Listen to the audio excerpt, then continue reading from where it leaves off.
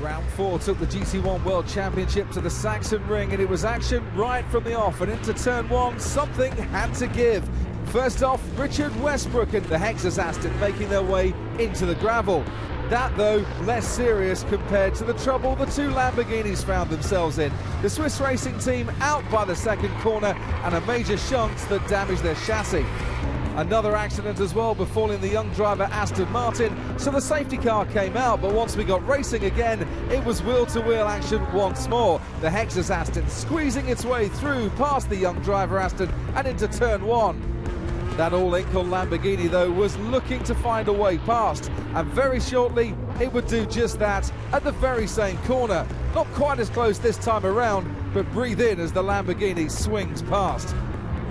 Riding on board now with the number 8 Aston Martin, and it's down to the pit stops. Swift changes all round, but it was the Hexas Aston Martin of Andrea Piccini that got away the swiftest and off into the distance. Clear track ahead of them and a lead that never looked in doubt. Behind them, more problems. This time Mark Bassenge and a mechanical failure for his Lamborghini heading off the track. Marcus Winkelhock heading to the back of the garage. Celebrations, though, down at Aston Martin, and Christian Honendel and Andrea Piccini lifting the trophy and taking the championship lead as well. Nicky Pastorelli and Dominic Schwager came home for second. Darren Turner and Stefan Mucker helping spray the champagne in third.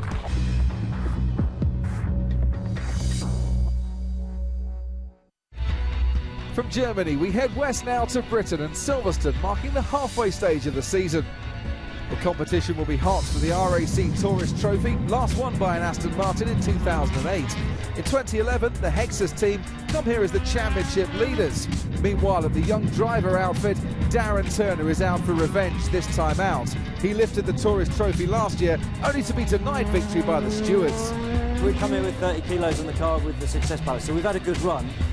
But this circuit's going to be quite hard for us with that amount of weight. I think the Astons themselves will do very well. You know, it's a circuit that suits the Astons. So, yeah, we want to be up there, but I don't think we have the raw pace to sort of challenge for the win. And last year, obviously, we did, and we crossed the line first, but unfortunately, the car didn't pass post-race scrutineering, and we lost the win. But, you know, maybe in a year or two's time, we can come back and try and get the Tourist Trophy then. At Corvette, it's all swap around on the cockpit this weekend. No Matteo Bobby at DKR Engineering. Dimitri Engelbert takes his place. And Mike Hezemans has a new teammate for the Exim Bank Team China. Andy Zuber answering the call on Monday to come and race, flying in from Dubai.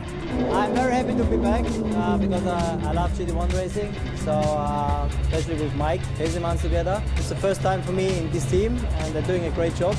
I just did one free practice after 1 year not being in the GT1 car. It was good, so I'm looking forward to the qualifying and to the great race. The Belgian racing team scored their best result of the season at the Saxon Ring, finishing inside the top 10 in their Ford GT for the first time in 2011. But they and their sister team, Mark VDS, aren't as hopeful of a good result on the long straights and fast corners of Silverstone, as Maxime Martin explains. It will be more difficult than in Saxon Ring, because Saxon Ring is a small track. For us, it's a little bit better. But we will see. The first session we were not so good. We do 7, so we hope that we can be better for qualifying and the race. On to Lamborghini, and sadly no Swiss racing team at Silverstone this weekend. They had to concede defeat in their race against time to repair both cars following this first lap crash in Germany. They haven't travelled. But all-inkle are here and keen to continue their upward curve. Nicky Pastorelli claims second at the Saxon Ring and is hoping their early season misfortune is gone for good. I hope that this no bad luck that we had in Saxon, I hope this will continue for the rest of the season. So we are doing our best to be on the pace. I think this weekend we should be okay. I mean, this morning in free practice it felt okay. Make some changes and some improvements hopefully, so hope to be up there again. It's a homecoming for the two Nissan teams and a track well suited to the GTR. Sumo Power claimed victory here 12 months ago through Jamie Campbell-Walter and Warren Hughes. This year, Campbell-Walter's partnered by David Brabham. Meanwhile, at JR Motorsports, Richard Westbrook is positively purring at the thought of turning on the style in front of his home fans. When we look at the calendar at the start of the year, it's You look out for your home race, but it's even more special being such a famous circuit, one of the quickest tracks in the year. The team are based just down the road, and we've got so much support here. We need to get our championship back on track, and the pressure's on, but we're looking forward to it.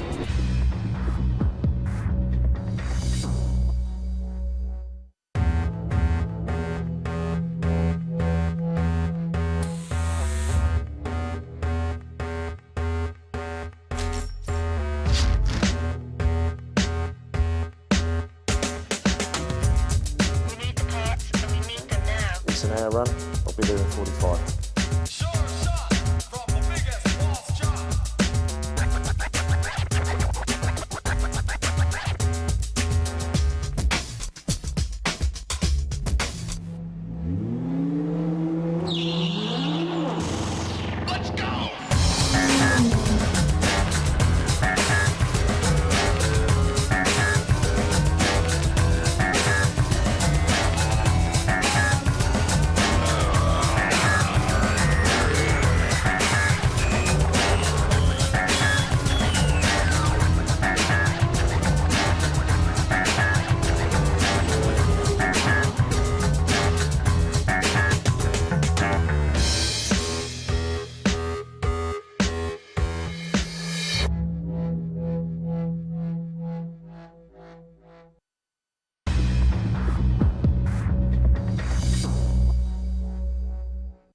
Well, hello and welcome from the home of British motorsport. This is Silverstone and the halfway stage of the GT1 World Championship in 2011. I'm David Croft, alongside me in the commentary box, John Watson. Down in the pit lane, Hayley Coxon, bringing you what I think will be a very competitive qualifying race this afternoon. Well, here is the starting grid then, as we said. Andy Zuber will lead the cars away, hopefully, as far as he's concerned. Lucas Luhr alongside him on the front row. And then it's the all-Aston second row, Darren Turner and Alex Muller with the first stint, David Brabham and Peter Dumbreck and all Nissan third row, and then we get to Enrique Benoldi and Maxime Martin, another all Aston row, the two Hexus cars, the championship leader Christian Hohenadel, who will do well to pick up points from back in 10th place. The Mark VDS racing team, the first of the Lamborghinis on row 6, row 7, another of the allincall.com Munich Motorsport Lamborghinis, and the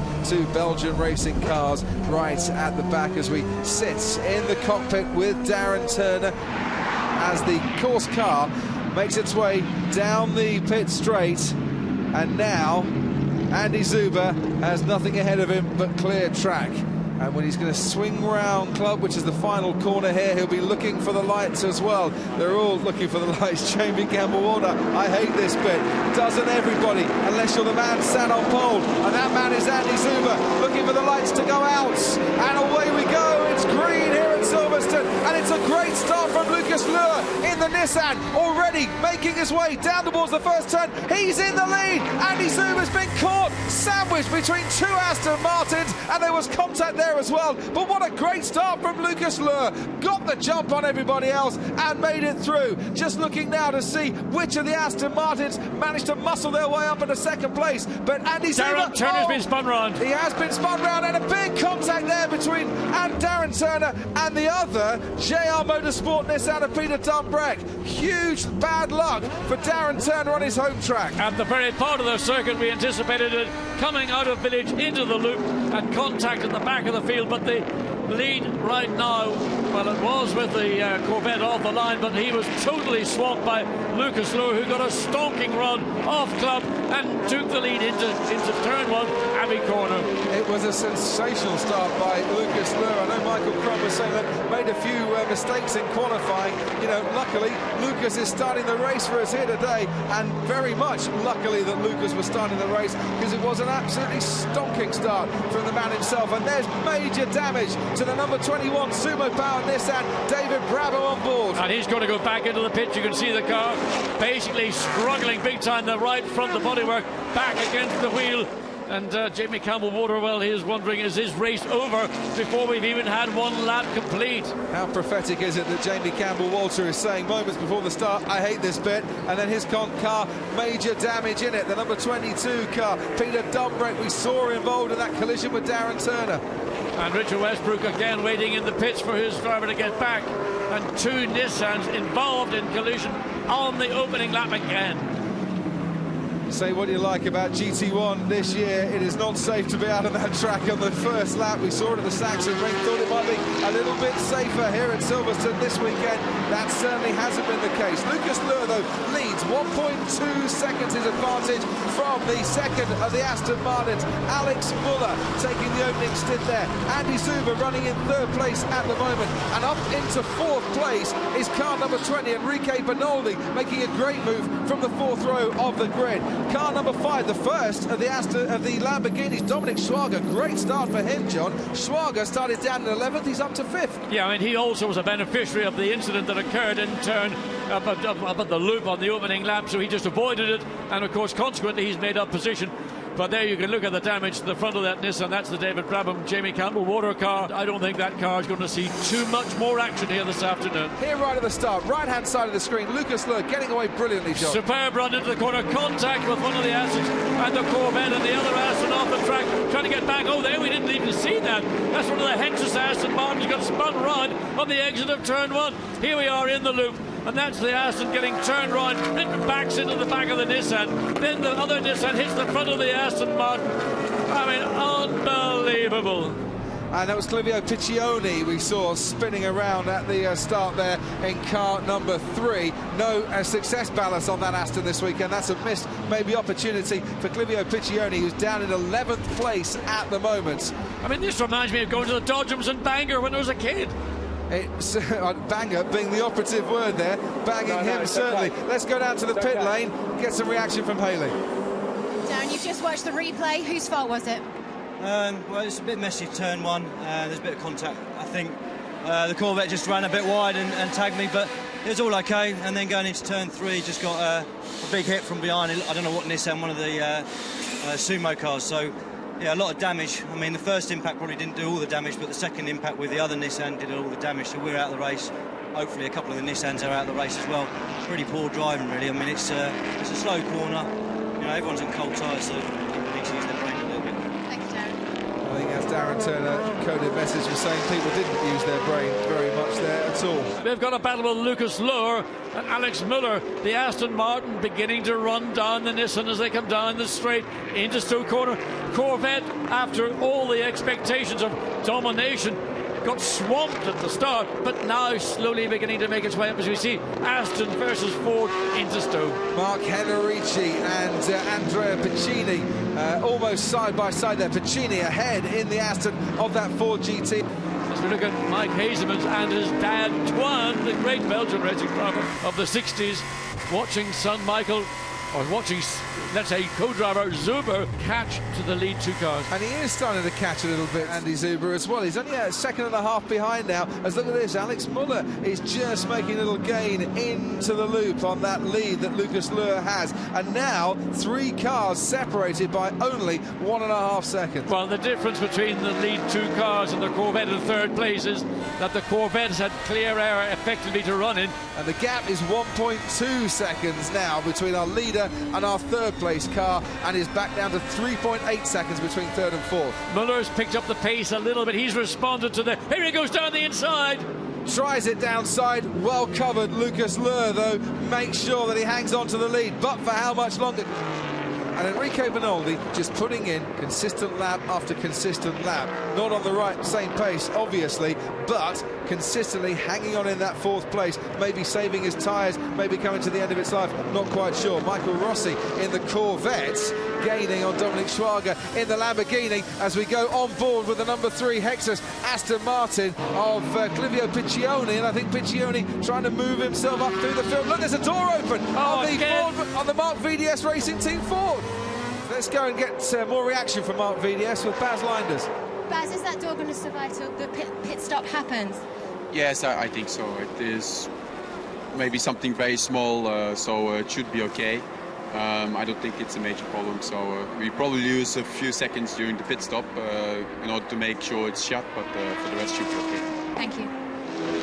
as the leading trio cross the line. They're going to have to stay out for another lap. Oh, somebody's in, but either the in prematurely or is that damage? That's it, because they got damage to their front right tyre there in the Hexus Aston Martin. That's Andrea Piccini. Strange, it doesn't look like it's a flat tyre, yet something's locking or blocking the wheel on the right, the right front. Well, Piccini was down there in round about 9th place, but now moving slowly down the field as the pit lane window opens at worst possible time, John, to get a problem. 20 seconds later, they could have made a regulatory change, couldn't they? Unless they actually got into the pits as the window opened itself. I mean, where it's the timing mark where you come into the pit lane. Oh, Corvette in trouble! Zuber is off the track. And problems for Andy Zuber there. We didn't see what started it. Probably had some Beckett's. He probably had a pop down the inside of Alex Miller going into Brooklands and got it wrong. Well, let's just see here. Oh, no, it was down into Brooklands, you're right. No, something on the car, just skidding on his own. Locking up under brakes, not quite sure. Zuber has got to come in now as well. His tyres will have been damaged in that spin. So it should be Corvette and Aston in the pit lane.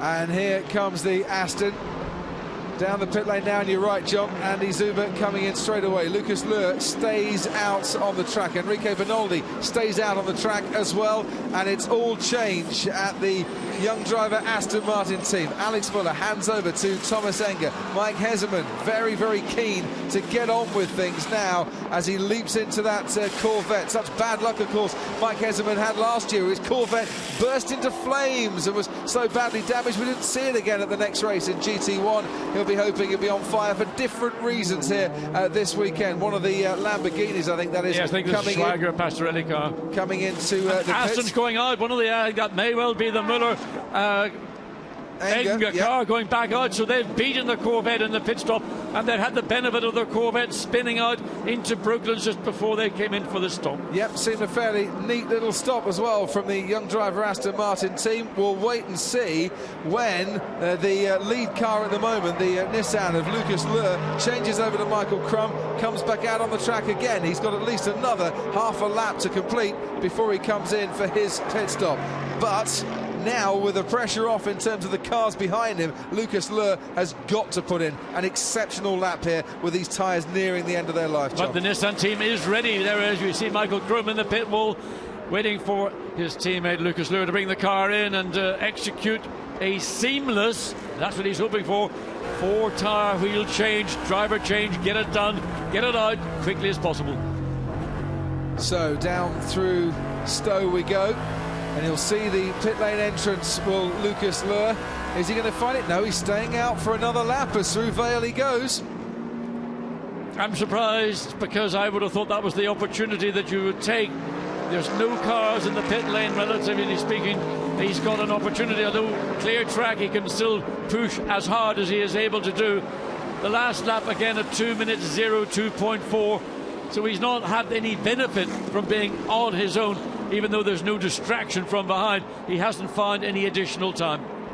His last lap, 2 minutes and 2 seconds, which actually was a little bit slower than they were producing before. So he's staying out there. Enrique Bernoldi comes in, hands over to Warren Hughes, who's back with the Sumo Power Nissan team once more, back racing at Silverstone once more, where he first raced here in 1989, driving a Formula Ford. A little bit different for him in 2011. Maybe the reason they're keeping Lucas Luhr out is to give the Nissan team an opportunity just to practice a pit stop on the Bernoldi car.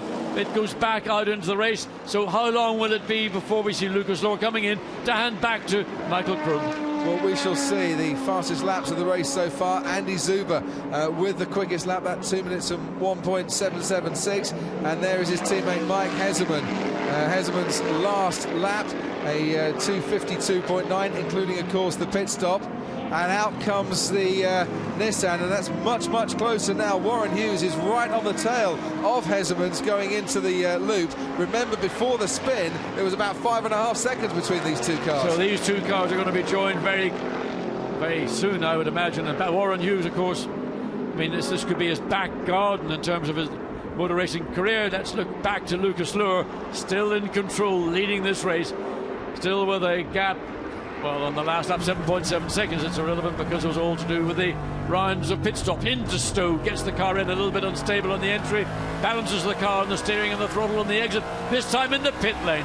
Right, and this is the race unfolding right in front of our very eyes, because on the track, Thomas Enger in the Aston Martin, charging as if his life depends on it. Seatbelts already being undone by Lucas Luhr as he cruises now into the pit lane, this long pit lane, and there is our car in second place in the race. Thomas Enger just about to start the hanger straight, I think, there. Well, let's see how quickly Nissan can service the lead car. Can they get it done before this car on hanger straight now? This is going to be a horribly close call for Nissan, because I think Thomas the Tank Enger has got it, the tank filled to the brim of confidence. And away they go then, the Nissan boys. Two of them changing all four tyres. Coming now into Vale, Thomas Enger, really slow corner, first gear, only 85 kilometres an hour. They're doing as good a job as they possibly can down at JR Motorsports. They're right at the far end of the pit lane, and there goes the Nissan out now with Michael Krum, but I just get the feeling that they stayed out a couple of laps too long, because there goes Thomas Enger into the lead, and there's the Nissan now in second place. It's quite a margin. If they'd have left it just one lap to stay out, John, they might have got away with it. 2 extra laps to stay out, and I think they've just given the advantage to Aston Martin. Let's hear reaction from JR Motorsports and Lucas Luhr. Lucas, what a stint that was. Why do you think that you lost the lead there? We had a little bit communication issue with the pits. I thought to stay out 1 lap longer. In fact, I should have pitted 1 lap earlier, so we had a little bit of miscommunication there. But it's still okay. We are in the second position right now, so hopefully everything stays like this. Maybe Michael can catch us up, you never know. And then we should be looking good for tomorrow. Thank you. He's 5.6 seconds behind Thomas Enger. Really? Is it okay? Let's ride on board now with the car number 10, the Belgian racing car of Antoine Leclerc, that's just got past its sister team car of Baz Linders and up into 9th place. And as we watch the 3-4 GTs having their own little battle for 8th, 9th and 10th, the stewards have reported there's a stop-and-go penalty of 10 seconds for car number 4. I would imagine by the time they get to the end of the hanger straight, then the Corvette might just be within a late braking range, but he doesn't want to do anything too stupid, does the Luxembourg driver. Round Stowe we go. Third gear, 135 kilometres an hour, maybe under braking interval. There's a chance, here we go. Dives down the outside, but then just backs off a bit as Pastorelli slams the door. Let's go down and hear from Mark Henrici. Mark, you seem to be in quite a situation out on track there with the door. How was that for you? It was really difficult before, because in the left corners the door opened, and this affected massively the aerodynamic of the rear wing, and I had a snap oversteer, so it wasn't difficult, but was completely unnecessary situation where Piccione hit into me, and well, we see every race there's a crash, and some of the drivers they should think about their behavior, because we're only 16 cars and it's not really professional what we see here. Thank you, Matt. And I just wonder if Thomas Enger's got a bit of a problem here, and he's starting to be reeled in by the master angler that is Michael Krum at the moment. Let's find out from the young driver Aston Martin team. Alex Muller's with Haley Coxon. Alex, Thomas seems to be dropping back on the pace. Is that due to tyre degradation or is part of the strategy? No, he's saving tyres.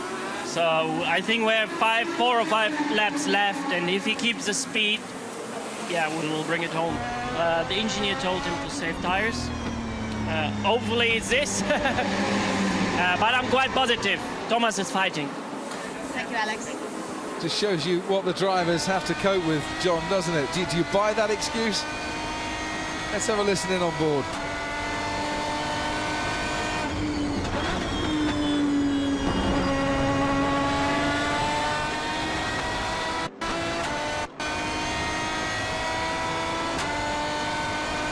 Three seconds the gap now. The best that Michael Krum can hope for is to put his lights on full beam and try and dazzle the Czech driver. But even that, I think, is a futile operation, as Thomas Enger makes his way round the final corner round club to start his final lap of the race, and the gap 3.1 seconds. So into Abbey, and The car goes through that seamlessly. Enger's really just sitting back and not having to work the car hard. He's not working himself hard. He knows the gap he has with Michael Krum. Their lap times have seesawed around the 2 minutes 2, 2 minutes 1 second per lap. Gap there looks fractionally closer as we come on this last lap of this 1 hour race. But the reality is it would take something disastrous to occur for Thomas Enger and the Aston Martin, the young driver Aston Martin team car, not to take victory this afternoon. And it's going to be a very sweet taste of champagne for Thomas Enger, isn't it, who has retired from 3 out of the last 4 races in GT1 this season. In fact, he's had 4 retirements altogether. It'll be a 3rd podium of the season in a few moments' time, but his first win of the season as well for Thomas Enger and his teammates, the German driver Alex Müller. The young driver team celebrating here at Silverstone in just a few moments' time in a race that they've rather nicked from the hands of the JR Motorsport Nissan. Through Maggots and Beckett's one last time as Alex Müller makes his way towards the pit wall to join in the celebrations. It's a comfortable gap and has been ever since the round of pit stops. In fact, he could just look in his mirrors now, I think, and see the Nissan with him and see it closing up a little bit and almost toy like a mouse, a cat playing with a mouse and dangling it by the tail at the edge of its paws. Very high-tech there. But anyway, we see the final time into Vale, and the checkered flag is already unfurled and blowing in the breeze and ready to wave for Thomas Enger, who picks up his first win in the FIA GT1 World Championship in 2011. Michael Krum comes home for a 2nd place finish for Nissan. Well done to Aston Martin and Nissan, who confirmed what most people thought, that this could be the track, Silverstone, that suits their cars. This is the car that started on pole position for the race. Mike Hesselman comes home for a podium 12 months after seeing his Corvette disappear in flames on this very ground. He comes now to take that 3rd place, and a long, long way behind. Warren Hughes will complete a Nissan double appearance in the top 4. Aston Martin, the Hexus team, with Stepp Dusseldorf, will come home for 5th place, and this man, Nicky Pastorelli, has manhandled that Lamborghini beautifully in the closing stages, John Watson, to pick up the final point and a 6th place finish. Well, he played the mental game with the Corvette Dimitri angle there, and he just beat him on the poor guy, and the Corvette couldn't deal with the pressure. He had opportunities to take the position, but didn't actually go ahead and exercise it. So Enger and Müller, winners, and talking now with Hayley Coxon. Congratulations, Thomas. It's good to see you back winning again, and we always thought you could do it because you won here last year. Yeah, definitely. Our car was great today. We had, I think, the best pit stop in the whole paddock. We need to thank our guys because we got from P2 to P1 after the pit stop with some good margin. Alex did a great first stint from being P3 on the grid, P2 after the first corner or after the start, and then holding up, being close behind the Nissan. So it was a thrilling fight at the beginning, and then I think the pit stops made a difference, and yeah, we are very happy we could grab first starting position for tomorrow's race, and obviously the 8 points for a victory here. Congratulations, Alex. Your first time here, and now your first qualifying race for 2011. Thanks. Yeah, as Thomas said, the boys did a hell of a job on the pit stop. Otherwise, it would be tight because I was faster than the Nissan in my first stint. But it's a tank in front of you driving, and it steals all the downforce, so it's nearly impossible to pass. But finally, yeah, we won. Thomas did a great job, and we're happy to be on pole for tomorrow for the championship race. Thank you, guys. Thomas Enger and Alex Müller, the winners then. Michael Krum and Lucas Luhr, Mike Hesselman and Andy Zuber making the 1, 2, 3. As you can see, the Seymour Power Nissan of Hughes and Benoldi a long way off the pace in 4th.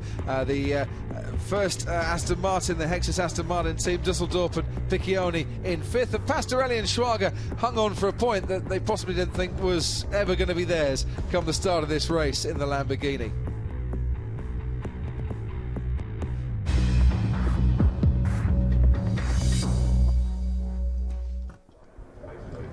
Well, hello and welcome from Silverstone to this, the championship race for the FIA GT1 World Championship, and a championship race with a difference, because today up for grabs the famous RAC Tourist Trophy, first won in 1905 by John Napier on a course far removed from the wide open plains of Silverstone. John Watson alongside myself, David Croft, here in the commentary box, and a special occasion today because the silverware that's up for grabs here, John, almost as precious as the championship points that go with it. Well, certainly historically it's one of, if not the most famous trophy in British motorsport. And it's a trophy that's been raced for over many circuits, not least of all two of them in my country in Northern Ireland, both on the Ard circuit pre-war and then in the famous Dundrod circuit in the early 50s. Two truly magnificent road circuits. Nothing like we are here today on a thoroughly modern Silverstone Grand Prix circuit. And as I say that, looks like there's rain falling. Well, do you remember 12 months ago we raced for the championship trophy with overcast skies? Well, here at Silverstone this afternoon the clouds have come rolling in once again, and yes, just a few little spits and spots of rain in the air. It might not be raining for the whole of this 3.6 miles though. I do know that it has been raining southeast of Silverstone, so the expectation is with the wind direction that is going to be driven up, and it may well be that we'll see a race that starts in a dry track configuration. Of course, the FIA will determine the track conditions, but it is equally possible that we could see the race becoming a wet race, and that will mean the teams will make their pit stops individually. Well, what we're hoping, though, is that we get a dry start here, because yesterday confusion reigned right at the start. Today we don't want to repeat. Darren Turner got caught out. He's with Haley now. Darren, it's unfortunate for you starting at the back of the grid, but what a battle it's going to be for people at home watching. Well, it should be pretty good. I mean, obviously yesterday's race didn't go to plan, but there's a lot of fast guys also at the back of the grid. I know Stefan doesn't like starting back here, but I think it'd be pretty action-packed. But, you know, for us, it'd be quite nice that there's some sort of more action at the front, and maybe we can make some headway early on in the race. Also, it looks like the weather's changing, and Stefan's just got to the grid and said that there's a bit of rain out the back of the circuit, and some dark clouds sort of coming across. So, yeah, it could make for an eventful race. Thank you.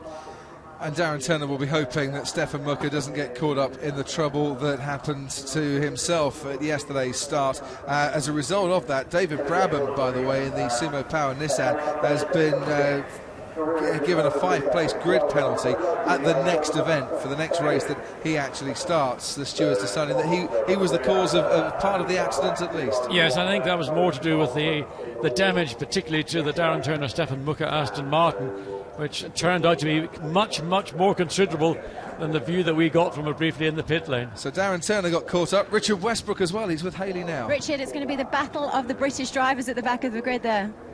Yeah, it's not where we want to be, that's for sure, but we've got a really good race car. The track is perfect for the Nissan, and you know, we can only go forwards, and that's what we're going to try and do. Obviously, we want to clear the carnage on the first lap, which is happening all the time at the moment, so that's the first thing, just to get through the first lap. And then we know we've got a good car, and it's not easy overtaking around here, but it is possible, and yeah, we'll do our best to bring it home for Peter, who will have a good set of tyres, and we'll see where we can finish. James, there's been quite an atmosphere in the pit lane due to all the fans here to support Sumo Power, so hopefully you're going to return a favour by giving them a good result here. Absolutely, we always try our best, but it's especially important to give a good show when we're on our home soil, and it's great that all the fans of Sumo and JRM are coming out in force, and it's been really good. Thank you, guys.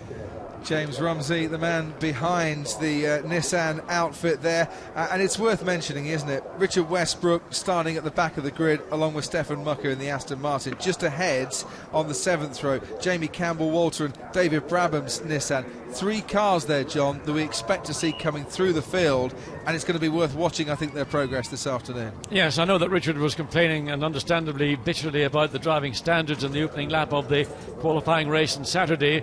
He's at the back of the field, and he's got to be careful that he doesn't get caught up in the carnage that could occur again on the opening lap of the championship race, but more importantly the race for the Tourist Trophy. But Richard was mentioning we've got a quick car. He proved that this morning after that car had been repaired. He was second quickest, just behind the Corvette of Hazemans and Zuber, but that was in the morning at 9 o'clock. We're going to have a 2:45 start. The ambience changed, the winds changed, And there's the prospect of rain. Certainly we've seen raindrops on some of the camera lenses, and that could be the real joker in this race this afternoon. National anthem playing out for this Silverstone round.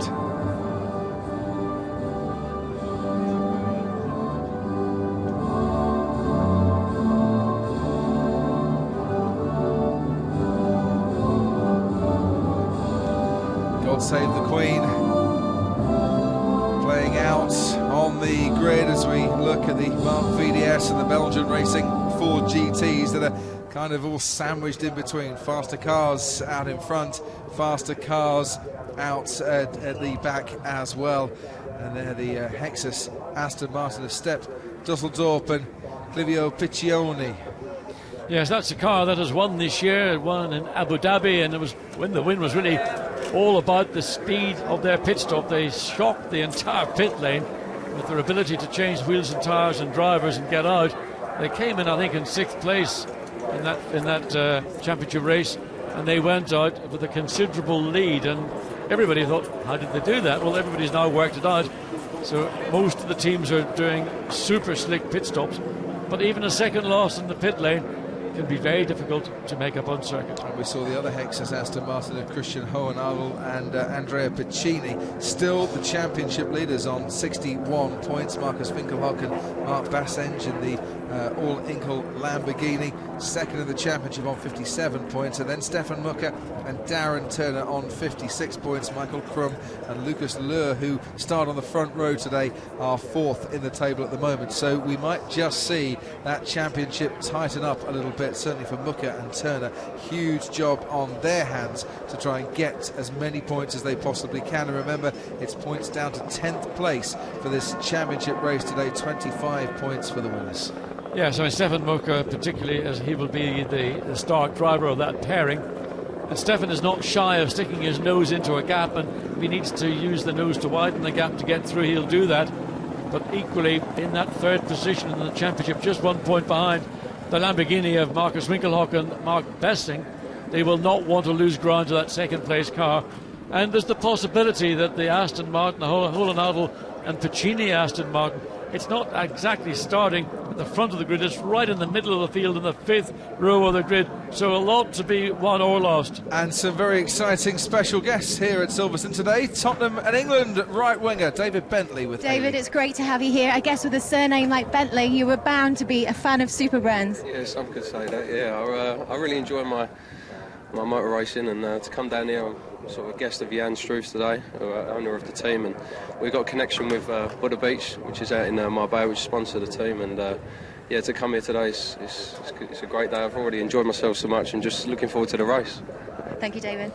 Officially on his holidays now, you see, because the football season ended yesterday, John. Well, maybe you should have played for England in that case. Thomas Enger and Alex Muller's Aston Martin on the grid there. The pole sitters after their victory yesterday, and they at least have the perfect opportunity to stay away from any trouble that might befall cars behind, but they'll be hoping that these spots of rain don't intensify. At the moment, it's dry enough for the slick tyres out there. What you don't want is the clouds to keep on rolling in this rain to get any heavier. No, I mean, for Thomas Enger and Alex Miller, they're currently 7th in the championship on 35 points, and a big haul of points in this race would do them a power of good and put that young driver Aston Martin back into contention, along near to the sister car of Mucker and Darren Turner. So as we move back towards the rear of the grid there, the Mark VDS pairing of the Freddie Makovic and Maxime Martin car starting 12th on the grid. Baz Liners and Mark Henrici starting 11th on the grid, and they're just going to have to watch out, I think, for these two cars, the Aston Martin of Stefan Mucker and the JR Motorsport Nissan of Richard Westbrook, that are going to be absolutely flying for it right at the start. Yes, and the thing about keeping a weather eye out, I mean, there is a little bit of rain falling. It's very light. It's not currently going to have any bearing on the track surface. The ambient temperature is higher than it was this morning, so the drivers are going to feel very familiar with the racetrack, but they've got to be cautious on this opening lap. A view there from the Aston Martin as the engine is ignited. Aston Martin, who caused the stewards a bit of a late night last night, As we wait to get off on this formation lap now, the stewards measuring the rear wing of the Aston Martin and found that it didn't conform with the regulations, or so they thought at the time. It was Paula Hex's Aston Martin team, wasn't it, John, where the rear wing was just too thick. The gauge didn't slide all the way down.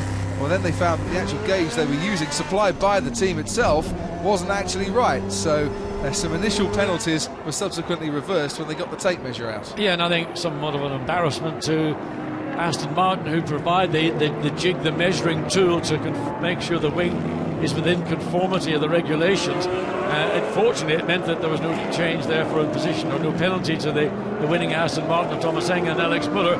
And the measuring jig, as we look at the grid for this race, that jig has now gone back and a new one's been found. So, Krum and Enger on the front row, Warren Hughes and Mike Hesemann on row 2.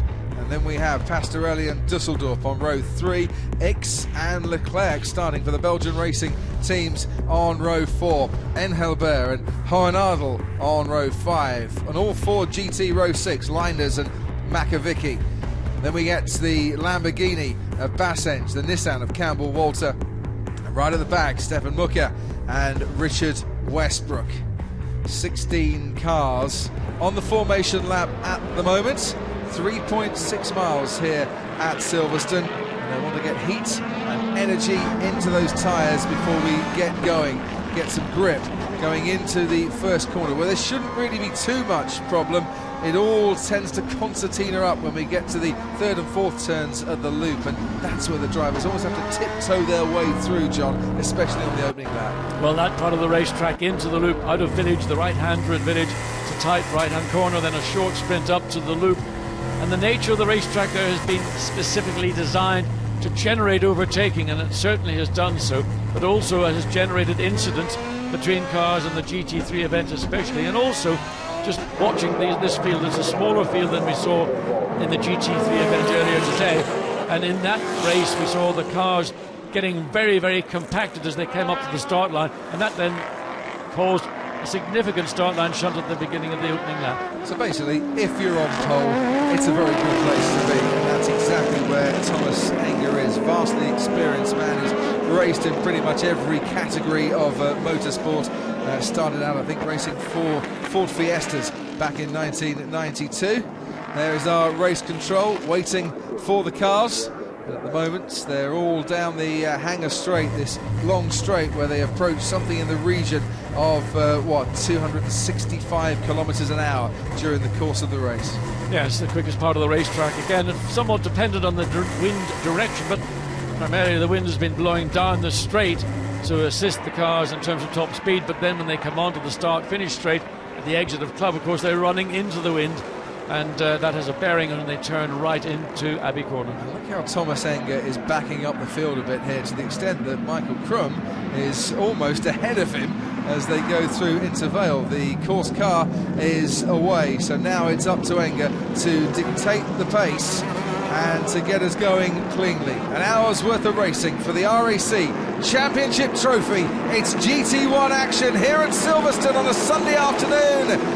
And the lights go green, and away we go. The two Fords sandwiched in the middle as Enger and Krum get a decent start. And I think Krum is just edging away down the straight. Into Abbey they go. Enger on the inside. Lock up there from Warren Hughes in the sumo-powered Nissan. And he's lost about 4 or 5 places. But for our race leader, Thomas Enger, it's been the perfect start. Riding back now as the Mark VDS Fords just get detached a little bit. The two Lamborghinis are right in there as well. And can they get through the loop without any problems whatsoever? So far, so good. Enger leads Krum, and then Mike Hesemann as well as the one of the Nissans, I think, Jamie Campbell-Walter down there getting onto the dirt, and it going even wider. That's the Corvette of Rossi. Well, it went right off track. I mean, literally coming out of Aintree onto the Wellington Straight, well off the racetrack. Great start by Thomas Enger, and Oak Spin, one of the Belgian 4 GTs, has been tagged. And that's Antoine Leclerc in the Belgian Racing 4 GT, tagged and sent tumbling to the back of the field. So Thomas Enger's got that advantage. He was challenged into turn 1 by Michael Krum, the grunt of the V8 engine in the Nissan, just about got on top of the Aston Martin, but in track position for Thomas Enger, allowed him to sweep through Abbey, and he's now got control, not comfortably, but that's where he wants to be. Antoine Leclerc, after that spin, has got going once again as we head through Maggots and then Beckett's wonderful swooping rights and then lefts and rights and lefts again through that beautiful complex, and now the drivers can relax a little bit as they cruise upwards to 6th gear and 260 kilometres an hour down the Hanger straight, and already the windscreen wiper on Michael Krum's Nissan getting going, because down that straight they'll feel the spots of rain on that windscreen as they approach top speed. Riding on board now with Stefan Mucker in that Aston Martin, stuck behind the Lamborghinis. Look how unsteady the Lamborghini is coming out of Stowe. I think there's just a little bit of moisture on the track. Also, the tyres are not really up to working temperature, but challenge from Nissan, the JR Motorsport dives down the inside. That's Richard Westbrook getting past Warren Hughes, who lost a lot of places right at the start. The two Nissans battling, and Westbrook getting past him as cars swing right. Going through Abbey, it's Enger from Krum, from Hesseman, the top 3, and then Step Dusseldorp into 4th place. On board, and Aston coming up. This is the part of the racetrack that we were talking about, into Village Corner, the tight right-hander, then up to the loop. This is for the part of the racetrack that pinches. Drivers can go high, they can stay low, but it is the one part of the racetrack where you can guarantee there will be at some point overtaking. And just looking there, was that Stefan Mucker just getting a bit of pressure from one of the Hexus Aston Martins. We ride on board now in car number 4, Christian Hohenadel, the championship leader, and right up the back of that young driver Aston Martin, almost nudging it forward, trying to squeeze past. Maybe there's a way through Luffield and Woodcote, and definitely more rain on that part of the circuit. Really, that's what, the north part of the circuit, isn't it? Yeah, I mean, Silverstone has such a large footprint that you can have wet patches on the circuit, or heavy rain in another part, and it can be dry or wet anywhere in the circuit. So you're always having to be very alert and constant to what you're going to see. Keep an eye out to around the circuit. Watch for spectators even putting up an umbrella. That'll give you a clue as to how the track conditions are. 3 Nissans all in a line towards the back of the grid. It was a really poor start from Warren Hughes, down in 13th place. Started 4th on the grid. Jamie Campbell-Walter behind him, but Richard Westbrook moving ever closer to Baz Linders in that Ford GT and trying to make their way up. There's an awful long time to go. It's a long race here, and just looking at Dimitri Engelbert is making a bit of a move as well, John. They're doing a good job. He's up to 5th place in that Corvette, and he struggled a little bit, I thought, yesterday, but he's got track position here, and he's running in the top 5, and he's got a little bit of clear air, a second and a half. He's ahead of Nicky Pastorelli in the Lamborghini. And I said that Richard Westbrook was making a move up towards Baz Linders, and they touched going through Vale. He tried to squeeze past Westbrook, but there was no room. Linders, the Belgian, just slammed the door shut, and eventually some of those cars are going to have to stay on the track going through Club. They're all running far too wide, really. What is helping Engelbert here is the 2 Lamborghinis of Pastorelli and also Bassenge are creating a bit of a gap for Engelbert to pull away. They're holding up the Aston behind. Yeah, and you can see the Lamborghinis moving around the track a lot. They've really struggled for grip as you go on board the Hexus. I think that's just behind the Stefan Mucker Aston Martin, which has made its way up through the field very successfully indeed. Freddie Makovicky has Christian Hohenadel in his sights. Going down the Wellington Straight, we can ride on board with the championship leader right now. And as you can see, that Ford GT is there, losing a bit of time down the long straights, that Ford GT, but much better in the faster corners. Nicky Pastorelli in the first of the Lamborghinis, Mark Bassang in the second of the Lamborghinis, and then you've got Stefan Mucker. Remember, Mucker started on the back row of the grid, already up to 8th position. And that's been decent progress for him. Better progress for Thomas Enger, though. 1.3 seconds at the end of lap 2 was the lead for Thomas Enger, who, of course, was the first car across the line this time last year at Silverstone, but because of excessive wear on the plank on the underside of that young driver, Aston Martin DBR9, they were excluded by the stewards. It really is a revenge mission for Enger today to get his hands on that tourist trophy.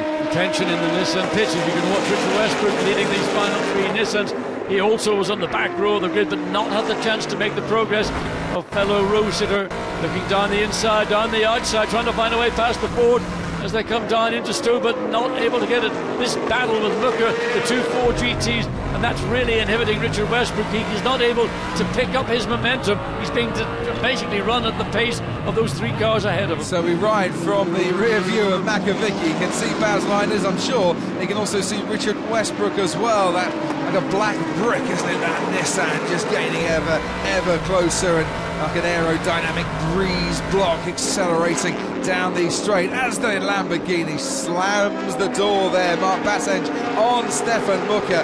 Currently the battle was 7th and 8th place, 6th for Nicky Pastorelli. Mucker looks to get alongside Mark Bassenge going into Village, but he couldn't quite get it done. He's now on the outside of the loop.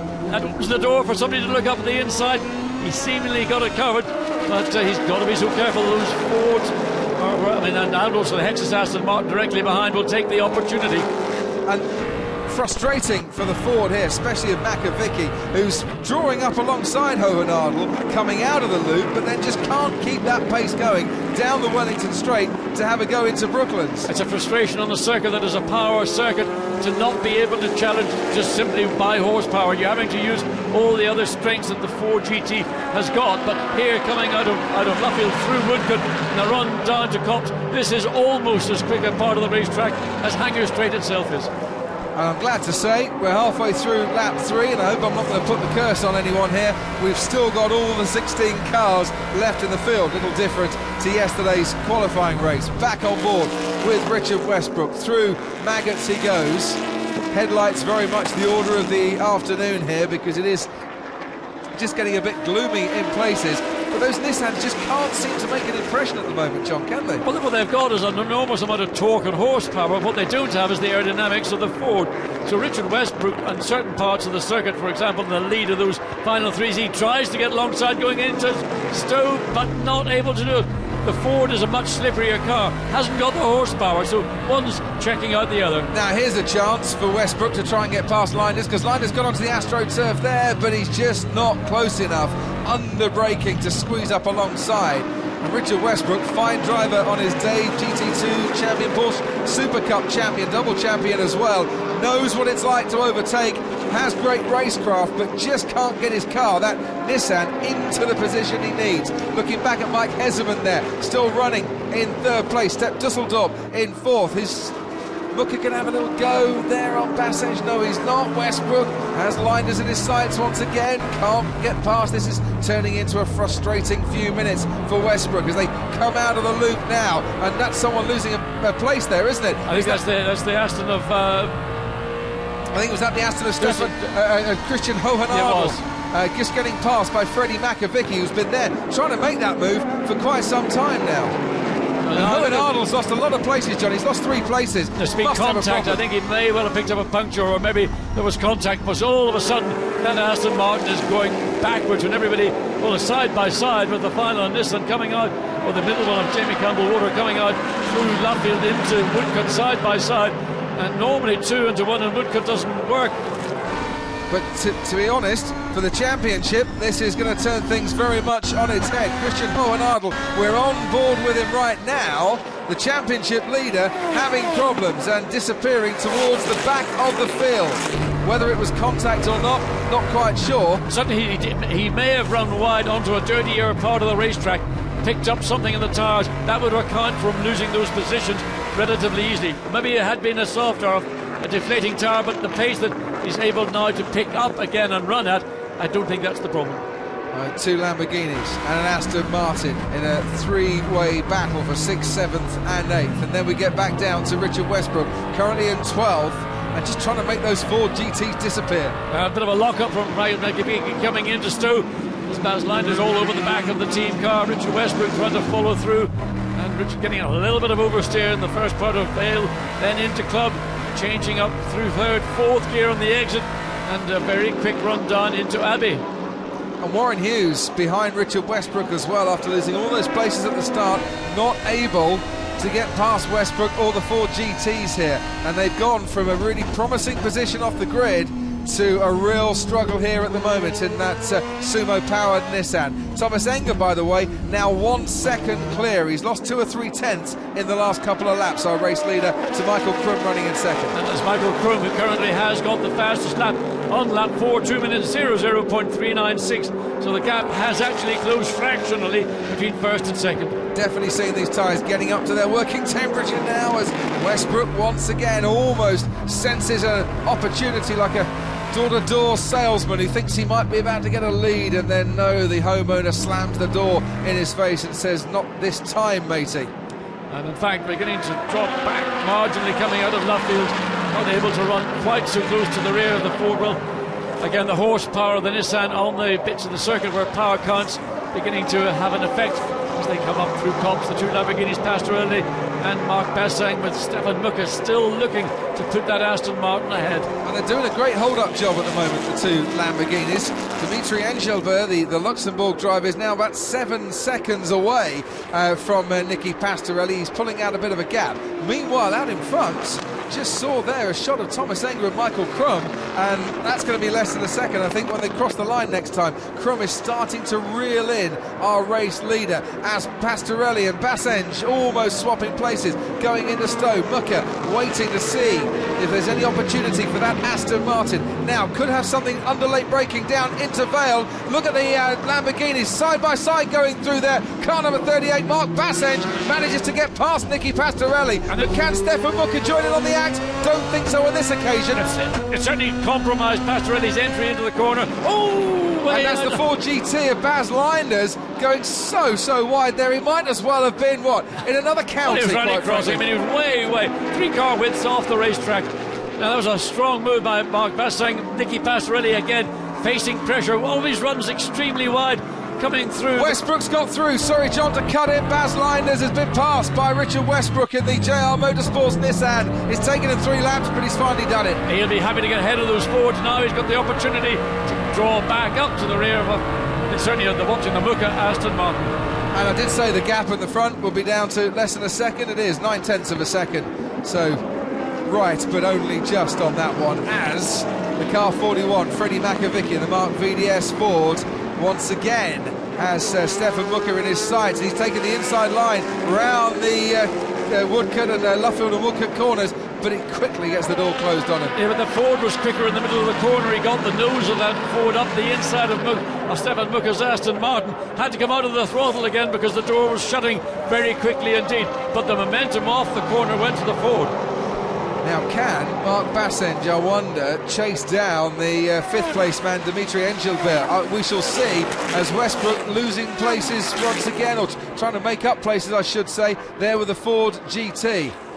Well, he's behind Fred McAvicky, so there's just trying to keep himself, get into position at the same time, not open himself up to challenge as they come back on again to Stowe Straight, or Hanger Straight. Definitely Nicky Pastorelli, who's holding people up here, and Stefan Mucker's had enough of this. He's trying to dance around the outside at Stowe, not quite sure whether he was in a position to make it or not, but Pastorelli definitely the slower of the 2 All-Lincoln Lamborghinis at the moment. And the cars look that way since the lights went out. It runs much wider coming through Farm Corner than the sister car of Bassang, who's basically able to pull away relatively quickly and comfortably from his sister car. Crossing the line from the rear of Baz Linders' car, now from inside the cockpit of the JR Motorsport Nissan of Richard Westbrook. And he's just not quite close enough to try and make a move through on some of these corners. Let's see if Westbrook, under late braking, can have a go down into the right-hander of the loop. No, not on that particular occasion. Thomas Enger's got his foot down a little bit more, now 1.2 seconds out in front. He's extended his lead by 0.3 of a second on lap 7 here at Silverstone. But behind him, here's all the action. Ford GT up against Nissan. Almost a chance. Yeah, Baz Linders really had a strong run just behind Warren Hughes. Got a better run off, and down the inside goes Fred McAvicky. He's trying to get that Ford ahead of Mucker's Aston Martin. Stefan Mucker in 8th place after starting at a very back row, and he might just come under pressure here. Really has to take evasive action. forcing that Aston to the right-hand side of the track, because the Ford GT there and Makovic waiting to pounce. Yeah, we saw that one lap ago. The car is clearly quicker there. Westbrook tries to get up alongside the Ford down the inside into Copse. Can he get it done? Makovic late in the brakes and then just chomps across the front of the Nissan. No, not now, Richard, you can't. That's a brave chop there, because Makovic almost made contact with the Nissan. You can just see how much time the Nissan has made up on the last 3 laps, over 0.4 of a second on lap 7 alone. It's certainly got the speed, and we started getting into the realms of tyre life as well. If Richard Westbrook has been saving his tyres a little bit, he might get some better traction out of the slower corners. As we look down the hanger straight now, switches out, doesn't he? He's going to try and dance around the outside again, and Stowe, Makovic's got the inside line, and Westbrook has to concede, but can he hang on the tail into Vale? I don't think he's close enough. That was his idea. He wanted to do the switchback. Now he's going down the inside. Yes, he's got it alongside. Richard Westbrook finally squeezes his way past the second of the Ford GTs and gets a round of applause in the JRM Motorsport garage as well. That's his future wife, Jess. So she's a proud future wife then, and he'll be a relieved future husband that he's finally got past. Look at this, the Sumo Power Nissan having a go at Makovic into Abbey. And look how much ground the Nissan lost, just making that move down the inside. Never really going to be on. Makovic is very good in that Ford, late in the brakes, not going to give you any ground at all. Stewart's giving a warning to Fred Makovic for just abusing the track limits, really, running wide. He's got a black and white flag, and he's now got a black and white Sumo Power Nissan for company as well down the Wellington Straight.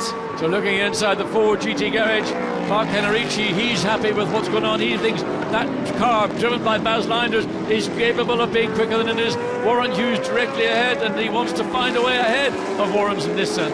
So Warren Hughes in 11th place, Makovic in 10th, Richard Westbrook, that car there, now up into 9th place and hunting down Stefan Mucke. Mucke has got Mark Bassenge there in the allinkle.com Lamborghini ahead of him, and then ahead of that is Pastorelli, Nicky Pastorelli, and he's gaining just a little bit on Mark Bassenge, and then Dimitri Enhelver, who was about 9 seconds clear in 5th place of the 6th and 7th and 8th cars, now about 8 seconds clear. So there are the cars running in 3rd, 4th and 5th as we go back to the lone Lamborghini of Mark Bassenge, now waiting for Pastorelli, Mucke, Westbrook and Fred Makovic. That's the break away from the remaining, the second part of an 8-car chain. We've now got a bit of clear air. If you see Warren Hughes coming out to get alongside, that is Baz Linders under pressure. And it's all happening behind Richard Westbrook at the moment. Warren Hughes certainly had the inside line going into Stowe. We wait to see if he made it stick or not, I should say. And sadly for Warren Hughes, no, it didn't stick, and he has to stay behind Makovic in 11th place. Let's head down to the pit lane, and Hayley Coxon, she's with Peter Dumbreck. Petey, you're watching Westbrook there, he's fighting his way through the traffic. What's the likely result for you guys today? Well, he's made really good progress so far. I just hope that I can do the same, you know. We need a really good pit stop, we need to jump another couple of cars, but you know, it'd be great if we can get the top 6 today. Thank you. Because that close battle, John, could be dictated by pit stops here, couldn't it? You never know, but Westbrook, after getting past the Ford GT, hasn't been able to shake it. I know Fred Makovic might have lost the place to the Nissan, but he's not about to say, well, that's my race over for that particular position. You're talking about 9th position.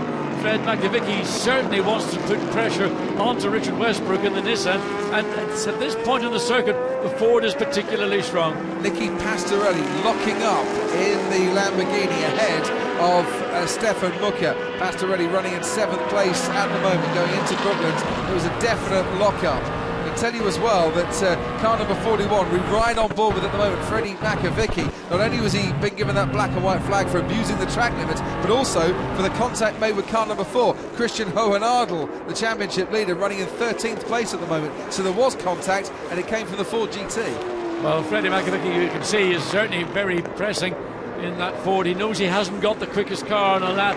He knows there are parts of the lap he is the quickest car.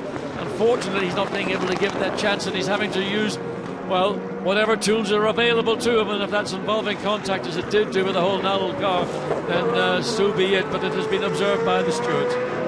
So using the tools and maybe thinking outside of the toolbox, is that what you're suggesting? getting somewhere new. Could be. Mucca has that Lamborghini very much in his sights as they go into the left-hand chicane at Vale now.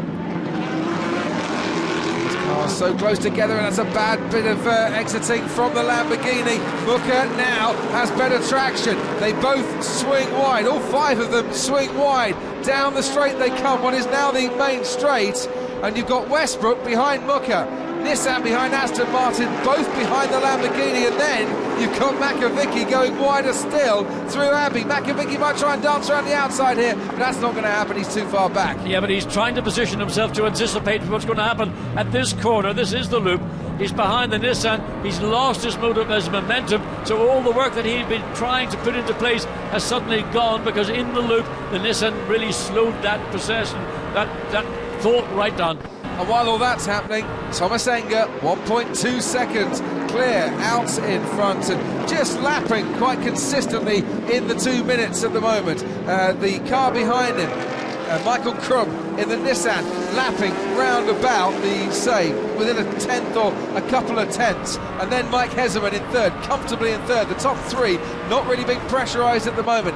The action happening for the minor points placing. And I'll tell you what, Freddie Makovic is going to need a well-earned sit-down in a few moments' time when the pit window opens, because he has been on it and basically manhandling the abilities of that Ford GT for the 22 minutes of this race so far, and probably doing a more competitive job than the car deserves. Yes, but in fairness, Baz Linder's in the sister car running. Oh, up the inside, contact with Mucca, and Richard Westbrook did a clumsy manoeuvre there, caught the back of the Aston, and that is not something I'd expected for Richard Westbrook to do.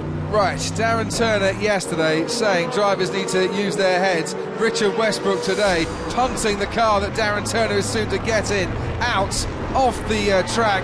And was that clumsy? The gap was there. Mucca slammed the door, and Richard Westbrook... Well, looking at on screen, it didn't seem to me that it was a possible. He dives down the inside, he catches the rear quarter of the Aston Martin. Not fair enough in terms of alongside the Aston. Mucca will feel very wrong done by that one. There he's it is. Out of the race. He's had a bigger shunt. As a consequence, something in the car has failed. Mucca was trying to get back to the pits at racing speed, and something else has broken. Look at the debris around the circuit. Well, let's just ride on board now with Stefan Mucca as he comes back out onto the track on the Hangar Straight.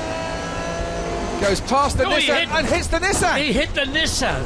The Nissan was going slowly, and all of a sudden, Mucca hit the Nissan. Why that ever happened, I mean, that I've never witnessed in my life. Is that revenge, John? No, I can't imagine it was revenge. I think it was something that... Well, that's Richard Westbrook pointing there at Stefan Mucca and saying, I know what you did there, mate. That was bang out of order. Let's have a look here. Mucca and the Aston... No, he did. That's revenge. He's driven straight into Richard Westbrook. That is disgraceful. Well, I mean, if that is what he has done, then clearly I think Stefan Mucca's career, as they watch again and say, let's look again. Did you turn the wheel? I don't think he did turn the wheel, in fairness. He was obviously running right beside the Nissan. Now, he's got a reputation of doing that kind of thing. He didn't appear to turn the wheel left into the Nissan, but he certainly misjudged it and made contact, and that has taken those two cars out of the race, and Stefan Mucca will certainly be up on the steward's inquiry on that incident. And we've got a safety car as well, because of all the debris, and the stewards are going to investigate the incident between Westbrook and Mucca. I'd like to see the head-on and the on-board again there, John, because if you look at the head-on, then the Aston definitely veers towards the Nissan. But you're right, watching on board, he doesn't make a sharp turn to the left. I think what Mucca did do is what he has a name for doing, is running very, very close to a car. Now, he would have been very upset with that incident coming out of Beckett, where Richard Westbrook tagged the right rear corner of the Aston Martin. So he chose to run very close indeed to the Nissan. That was his decision. In doing so, I think he has made a misjudgment, unless there's other evidence from the onboard camera within the Nissan to prove otherwise.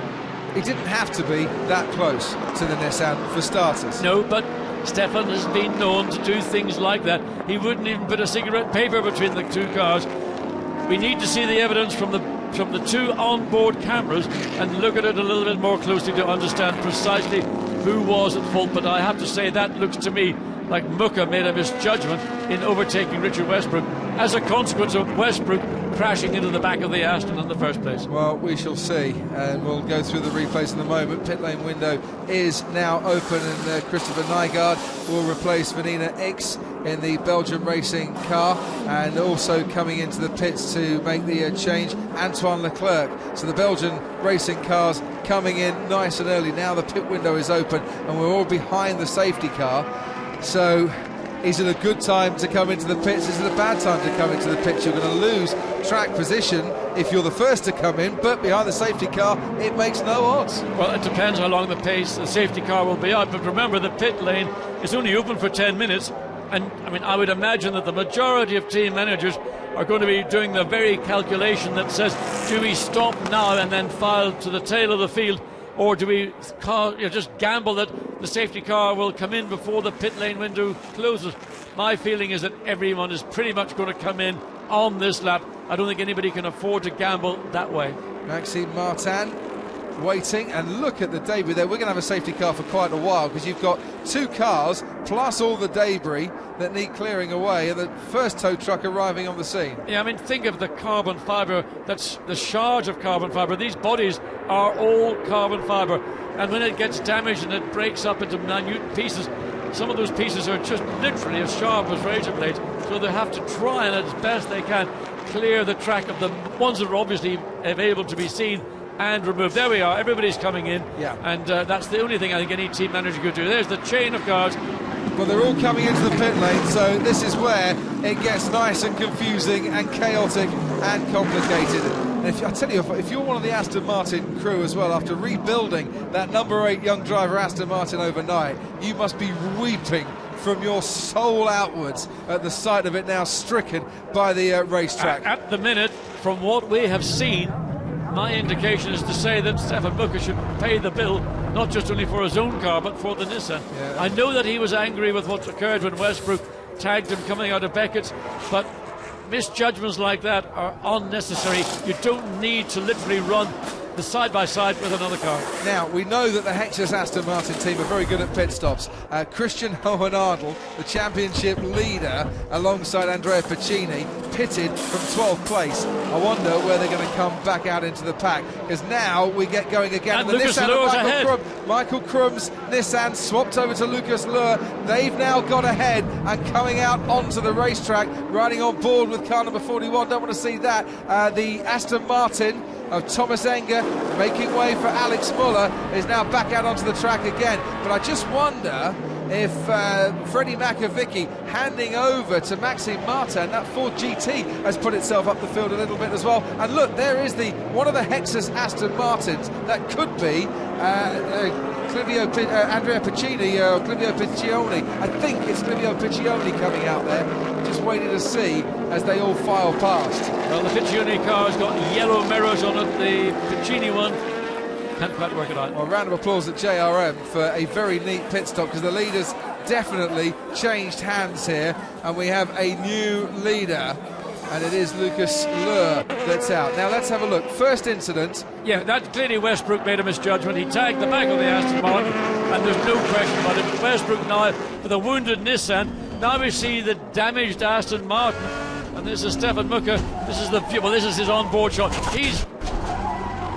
So let's see what happens. Mucker gets the car back into gear, throws the throttle, angry, sees the Nissan, drives very close to the side of the Nissan, but misjudges it, tangles with the right-hand side, finds himself in all kinds of trouble, virtually riding off the DB9 Aston Martin. Well, the very best here, he's only got one hand on the steering wheel, John.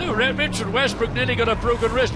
The kick back through the steering when that contact took place, the whiplash in the steering, that's very easy to damage your wrist. Absolutely, but if you look at Stefan Mucker, he's only got one hand on the steering wheel, because he's giving it the old whatever-fingered salute to Richard Westbrook as he goes past. So he's only giving it one-handed on that, which, really on the racetrack, not to be advised. Did he, though, crash into Richard Westbrook? I think he made a misjudgment, but the misjudgment fundamentally was actually trying to be clever and say, I know what you did, Guy, don't do it again, Guy, and he got it wrong. And therefore deserves a penalty, in your respect? I think that's a serious enough incident that I think that Stefan Mucker will regret that judgment. I'd say the misjudgment. Let's just have a quick look at it again as we still run behind the safety car here. There's rain coming out. Here's on board with Richard Westbrook. This is the initial incident where Westbrook tries to dive down the middle. Yeah, and he gets it wrong. I mean, no-brainer. Westbrook made a mistake. He misjudged it. The door was shut. He's all over the place with damage to the left front of the car. Behind, Stefan Mucker's recovering in the Aston Martin. Now watch Richard Westbrook try and get a glimpse of what his hands are doing as the thing is frozen. Well, we've gone back into the pit lane, and Peter Dumbrek, but he's changed out of his overalls back into his civvies. His day's work, well, never really got started. Well, his weekend's work never really got started, did it, John? For Peter Dumbrek there, as the teams and the cars file past the start-finish line. 14 laps completed, still behind the safety car. Lucas Luhr is our race leader from Alex Muller, and we can go back now looking at accidents once again. That's Richard Westbrook. Now look how much Westbrook is struggling with that car. Left front is deflated, gets back on the track, gets over to the left-hand side, driving back slowly. Well, 2 hands on the steering wheel. All of a sudden, now is there a flinch one way or the other? Takes another gear. His hands are straight ahead. The Aston Martin, Stefan Mucker, clearly made a mistake, a serious misjudgment, trying to take the door mirrors off. Maybe he was trying to take the door mirrors off the Nissan just to teach him a lesson. Don't do that again to me, guy. I'm Stefan Mucker. Well, I tell you what, I wouldn't want to be in Stefan Mucker's place right now, because I think he will be in big-time trouble. Yeah, and possibly deserves it as well. If he's deliberately running into another car, that is disgraceful. If he's making a misjudgment whilst trying to prove a point and show the finger, as it were, then that's pretty stupid. Well, the two I don't see being a lot different, to be frank, because he can take out his frustrations at another time. He can go to the stewards and complain about what Richard did.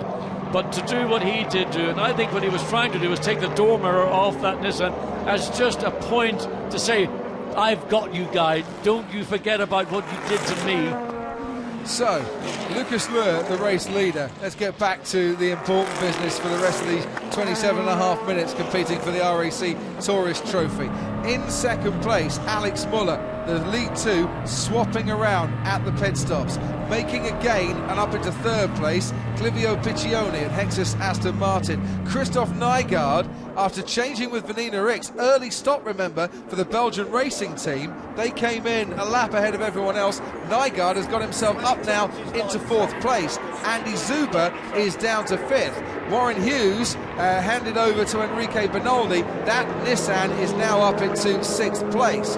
Then is car number 21, the other Sumo Power Nissan of David Brabham, who's currently behind the wheel there. In 8th place at the moment, and remember they were down in 12th before the pit stop, so Hexus having a great job here. Andrea Piccini, and that's the Richard Westbrook Peter Dumbrek Nissan being dragged away. Currently in 9th place, Maxime Martin in the Mark VDS Ford.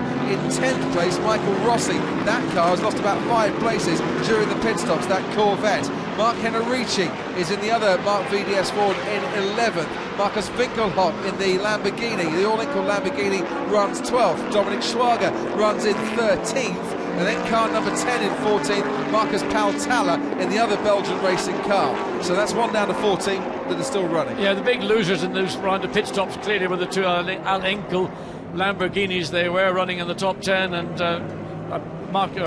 Basing was doing a good job. Pastorelli seemed to struggle, but both had poor pit stops and have dropped now. The Basing car to 12th place with Marcus Winkelhock in it, and the Pastorelli car to 13th with Dominic Schwager in it. Car number 3 is third, handily, Clivio Piccioni. Taking over from Stepp Dusseldorp, and it was the back end of that Aston Martin yesterday that had to be rebuilt. Well, just for something different tonight, it's the front end. Yeah, and there's a lot of work around the front end of any of these front engine cars, because you've got substructures, subframes, mountings for radiators, brake ducts. I mean, it is a mess when they get damaged like that. And no indication yet that the safety car will be coming in at the end of this lap, but if they have now cleared the two stationary vehicles, by the time we actually get to the end of the lap, we might be in a position where the safety car can get out of the way and we can get racing again. It should not be too long, because once the track has been cleared, so it looks like it could be coming. I'm waiting to get confirmation, but it could be coming in actually at the end of this lap. And And you've got there the two Sumo Power Nissans, and yes, the safety car is coming in at the end of this lap, with the pit window now closed, of course. Enrique Bernoldi ahead of David Brabham. Well, David Brabham will be hoping now from 7th place, and remember, this car started on the 7th row, that he can make up some good places once we get the restart. But he's got to go away past Enrique Bernoldi, his fellow Nissan driver, but interesting to see just what Lucas Luhr can do, who was very impressive in the sprint race Let's yesterday. hear from Richard Westbrook now, down with Haley. Richard, very disappointing. Obviously, you're disappointed as well. Tell us what's going on out there. Well, you know, we're out there racing. That's what we're here to do. That's what all the sponsors are here to see.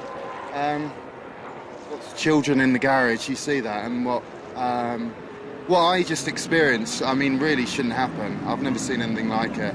I made what I thought was a good move on Stefan. Of course, he doesn't see me, never does. So he spun off, and then I'm going slowly down the straight because I got damage, and he's just driven straight into me. And I can't really speak for him. I mean, yeah. Thank you, Richard. Well, that was how it looked to me watching it first off, as now the Aston Martin trying to dive past Lucas Luhr, and he's managed to do it. Alex Muller regains the lead, and look at that, Clivio Piccioni might just be able to take 2nd place as well. There's contact made to the back end of that Nissan. Applause from the Aston Martin garage, and Clivio Piccioni, in trying to make a move up in a second, has now lost a couple of places, and he's stuck behind Enrique Bernoldi. Well, that was a clever move by Piccioni on the one hand. Lucas Luhr comes back, dives down the inside of Muller into Brookland, gets the job done, and he's taken back the lead. So the lead changing hands twice in the space of 3 corners, and now being shunted along, Lucas Luhr, by Alex Muller, who's struggling with a little bit of understeer. Oh, look, Enrique Bernoldi spun, and there's still Clivio Piccioni as well. He's stuck it in there, and the bonnet flies open on Michael Rossi's Corvette, and 3 cars all getting caught up. Safety car will no doubt once again be deployed literally at the restart after a 5-lap safety car intervention. And the very worst thing you could ever possibly wish for Michael Rossi, suddenly he can see the track, suddenly he can see the carbon fibre, and the bonnet flies open, and he has nowhere to go but to slam on the brakes. But Piccioni getting stuck in there and getting caught up in the mess. Enrique Bernoldi getting caught up in the mess as well. And before all of that, a stop-and-go penalty for Christopher Nygaard. Gets demoted down the field a bit for a pit window infringement. So he moved up during the pit stop window and has now had to move back down again. Lucas Luhr leads from Alex Muller, and now the Andy Zuber Corvette is up to 3rd place. So it's the 1-2-3 back as it was, John. 1-2-3. 24 hours ago. Yes, quite. The same cars being involved, but this time around it's the Nissan and Lucas Luhr that is out in front, and he has a lead of 0.6 of a second over Alex Muller, who's 0.4 of a second clear of Andy Zuber. Clivio Piccioni runs in 3rd place, 4th place I should say at the moment. Andrea Piccini, it was that Aston Martin that got caught up in the carnage there, and the championship leaders then moving further down the field, if indeed they're still going at all. That damage to the rear, then Nissan can't quite get a view of it, but certainly I'm surprised we don't have a safety car. The corner workers did a great job getting those 2 cars that were damaged and one that was also tagged clearly out of the way. There we see the Ford coming into the pits to the left front of the car, on the damage to the bodywork and to the front wing. Yep, can't get a close look up, but it seems fairly terminal because no one's in any great hurry other than our cameraman to get down there and have a look. And that's Maxime Martin's car, so it's been hit in the side, in the front, and goodness knows where else. Yes, not a happy man about it. Neither, I would imagine, is Michael Rossi as well. And you can see the stricken DKR Engineering Corvette just on the entry into Copse. Yes, I don't know what happened. They all bunched up coming through Luffield. It looked like the initial contact occurred, and then everybody was just so close behind, nowhere to go, and contact was the consequence. None of that was deliberate or intentional. That would be, in my view, a racing incident, unlike the one we've been analysing for the last 10 minutes, which looked to me like it was careless, and that's being generous. Yeah, it's been very generous. I think if you were Richard Westbrook, you'd have probably said a bit more, but there were children in the garage, John. Indeed, but I have to say, Richard, look at the footage. You did make a move. Whether he shut the door on you or not, the point is you weren't sufficiently far alongside the car to claim the corner as yours. Is a racetrack a place for retribution? That's the question that needs to be asked now as we see a replay of the lead changing hands. This was Alex Muller overtaking Lucas Luhr. There, the number 3 car, Fabio Piccioni, trying to get in on the act, but in doing so, Piccioni lost an awful lot of track position and then just carnage, John. Yeah, the Nissan, the Corvette and one of the Astons involved in that. There we get another view of it. Is that? Yeah, that's the point. That's where the contact occurred with the Corvette. You see the Nissan already way out to the right of the exit of Luffield, and the Aston somewhere, well, can't quite make out the picture, but it's going relatively slowly as the Corvette makes its way down the grass all the way down to safety at Copse Corner. Yeah, we saw Piccini, didn't we, on the left-hand side of the screen, just disappearing off towards the BRDC clubhouse, I think it was. There, car number 20, Enrico Benoldi, still going, and has Marcus Paltala ahead of him. So he ought to make some progress on the Ford, but dropping all the way back to 9th place, effectively running in last position of this race, which has been decimated by 2 incidents. With the waved yellow flag yet again, that's in recognition of the Corvette at the entry into Copse Corner. So no overtaking allowed with the waved yellow flag in that part of the circuit. There's a bit of debris to watch out for as well on the track, just coming through Chapel and onto the Hanger Straight. So I wonder if that's left over from the Westbrook and Mucker incident. I'm not quite sure. The stewards are going to be here until the wee small hours of this race because they've got that crash to investigate as well. Let's hear Darren Turner's side of things now. He's with Haley. Darren, we just spoke to an extremely disappointed Richard Westbrook. What type of move was that from Stefan? Well, I mean, obviously the move from Richard wasn't great on the few corners before, and we got taken out by the Nissans yesterday, and then taken out again in the race with the Nissan then in that corner. But as Stefan was coming past, obviously massively frustrated, venting in a lot of anger, and I certainly don't think it was intentional on Stefan, the contact, but I think he wanted to make his point clear that it's getting frustrating being taken out, and it's obviously a mistake by Stefan, and I've spoken briefly with him, and he's devastated. It wasn't his intention. So now we got two wrecked cars again. So a very frustrating weekend, not just for us, but for probably the Nissan guys as well. So it's very unfortunate. Thank you, Darren. Whether it was intentional or not, you have to ask the question: why was Stefan Mucker driving so close? He didn't need to be. He can sort anything out in the paddock afterwards, John, when there's an awful lot less wreckage to try and repair. He's got a form card for doing this. It's not the first time here at Silverstone it's happened on a number of occasions, and I talked to the race leader here, Lucas Luhr, and both German drivers, Stefan Mucker and Lucas Luhr, no love lost between them. So there is a bit of history there with Stefan Mucker. I still feel that it was a misjudgment, but what I think he was doing, there was lovely big door mirrors on the Nissan. I think he wanted to swipe one of those and make a point with Richard Westbrook. But he was wrong in doing that. He was wrong in trying to seek some form of retribution at speed.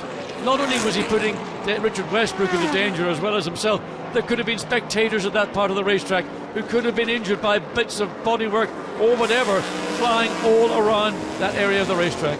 Heads off to Le Mans for the 24-hour race to Stefan Mucker next week. At this rate, he'll be lucky to complete 24 minutes, quite frankly. 16 minutes to go here, and Lucas Luhr has the race lead by half a minute from Alex Muller in the one Aston Martin young driver car that's still going.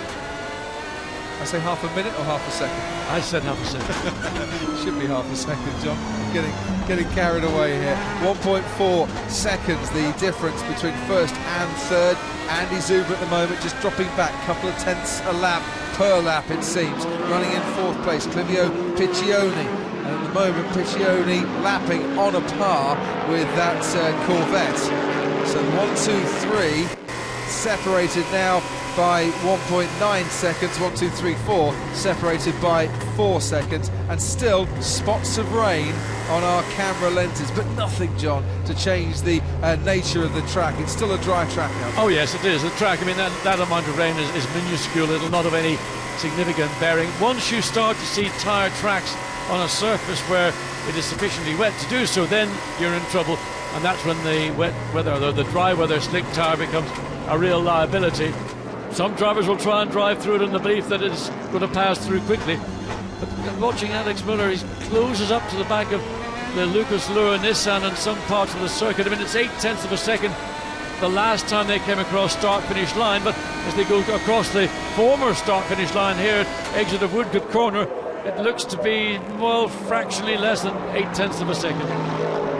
Just to let you know as well, the stewards also having a look at what might be an unsafe release after the pit stops for David Brabham's sumo-powered Nissan, and also Mark Henrici's Ford GT, and also the number 47 Michael Rossi's Corvette. But that's not really going to affect the race as it stands. And someone doesn't want to come back to the paddock too quickly, John. I wonder why. Well, I think they're a long way from the paddock. They're over at Luffield, and you're about as far from the new facility, the new Silverstone wing, as you can be at Silverstone. Again, small amount of rain just dropping. I mean, it's not, as I say, significant, but it's something that drivers will sense on the windscreen of their cars. They don't want to now use their wipers, because with the amount of road grime and rubber that's on the racetrack, you start putting on your wipers, you get a lovely white emulsion, and then you will not see a thing. Yes, it's like that feeling you get when you put your wipers on down the motorway and realise that you haven't got any juice left in the water tank, and you're trying to squint through the window. Not that that would ever happen, of course, but squinting now through our eyes, I can see that Alex Müller has got an awful lot closer in the last few corners. Way quicker through Abbey, picked up a bunch of time, picked up over half a second as they come up into the loop, and now they exit out of the loop through Aintree. The Aston Martin, clearly the quicker of the two cars in that high-speed Abbey corner. Absolutely, but is it quick enough down the Wellington straight to try and make a move under braking? The answer being no, but that's a lock-up there from Lucas Luhr, and I wonder, are his Michelin tyres just starting to go off a little bit here, and are we seeing the Aston Martin a little kinder on its tyres than the Nissan starting to become a force? We'll find out in a few corners' time. Well, we've got 12 and a bit minutes remaining, and this is a challenge coming from Alex Müller on Lucas Luhr and the Nissan, and clearly, to me, in the high-speed corner, the advantage goes to the Aston Martin, where it comes down to sheer out-and-out grunt and ability to drag the car out of the corner.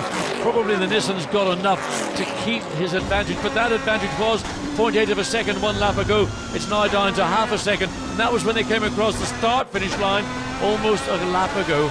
Says this is the home of motorsport, Lucas Luhr, not just the home of British motorsport. Never driven here before. I've been really impressed with him so far this weekend, though, given that he's not actually been out on this track before. A podium and a win on the cards if he can hang on against Alex Müller. Little mistake from Müller, just overrunning into Stowe Corner, trying to close the gap down. The Nissan's pulled it out marginally on this lap. Lucas Luhr has responded to that pressure from Alex Müller. Let's check the time out. It was half a second when they came across the start-finish line. So the Nissan crosses the line now. The Aston, the gap is a tenth of a second greater, 0.653 of a second. And he's got to just be careful, Alex Müller, not to overdrive, as you say there, John. If those tyres are starting to go off on the Nissan, if Lucas Luhr is making the odd mistake, then the opportunity is going to come, especially on this part of the circuit, past Village and into the loop and now onto the Wellington straight. But he's just got to bide his time, and remember, he's got 11 minutes and 20 seconds in which to try and win this race. He doesn't have to do it in the next 15. No, and this is really where the character of a racing driver comes to the fore. Lucas Luhr is under pressure. How do you deal with that? Some drivers just simply don't deal with it, they just go to pieces. Lucas Luhr has done a lot of racing throughout the world, primarily in sports and GT cars. He knows what pressure is and he knows how to respond to it. And he's a lot closer now coming through Luffield than he has been on previous laps, taking a slightly tighter line as he now goes through Woodcote. Used to, of course, be the final corner here with the packed grandstands on a normal afternoon, but now the centre of attention very much down at Abbey as Lucas Luhr goes through, still in the lead. Let's hear from his teammate Michael Crum. He's with Haley. Michael, can Lucas fight off the Aston Martin? Certainly hope so. I mean, I'm dying 1,000 tests here. This is much worse than driving myself. Maybe I should stop watching. I really hope he can do it to the end, but it's. I think the races are too long. Thank you, Michael. Yeah, he wants to shorten it by about 15 minutes, I think. Well, certainly he won't want to stop watching his hand if he's going to stop watching, because the gap, you can see is almost covered by almost the length of one of these cars. The Nissan again using that sort of horsepower and the ability to drag the relatively unaerodynamic body shape ahead of the more slippery Aston Martin. But the Aston Martin does have the advantage when it comes to the high-speed corners.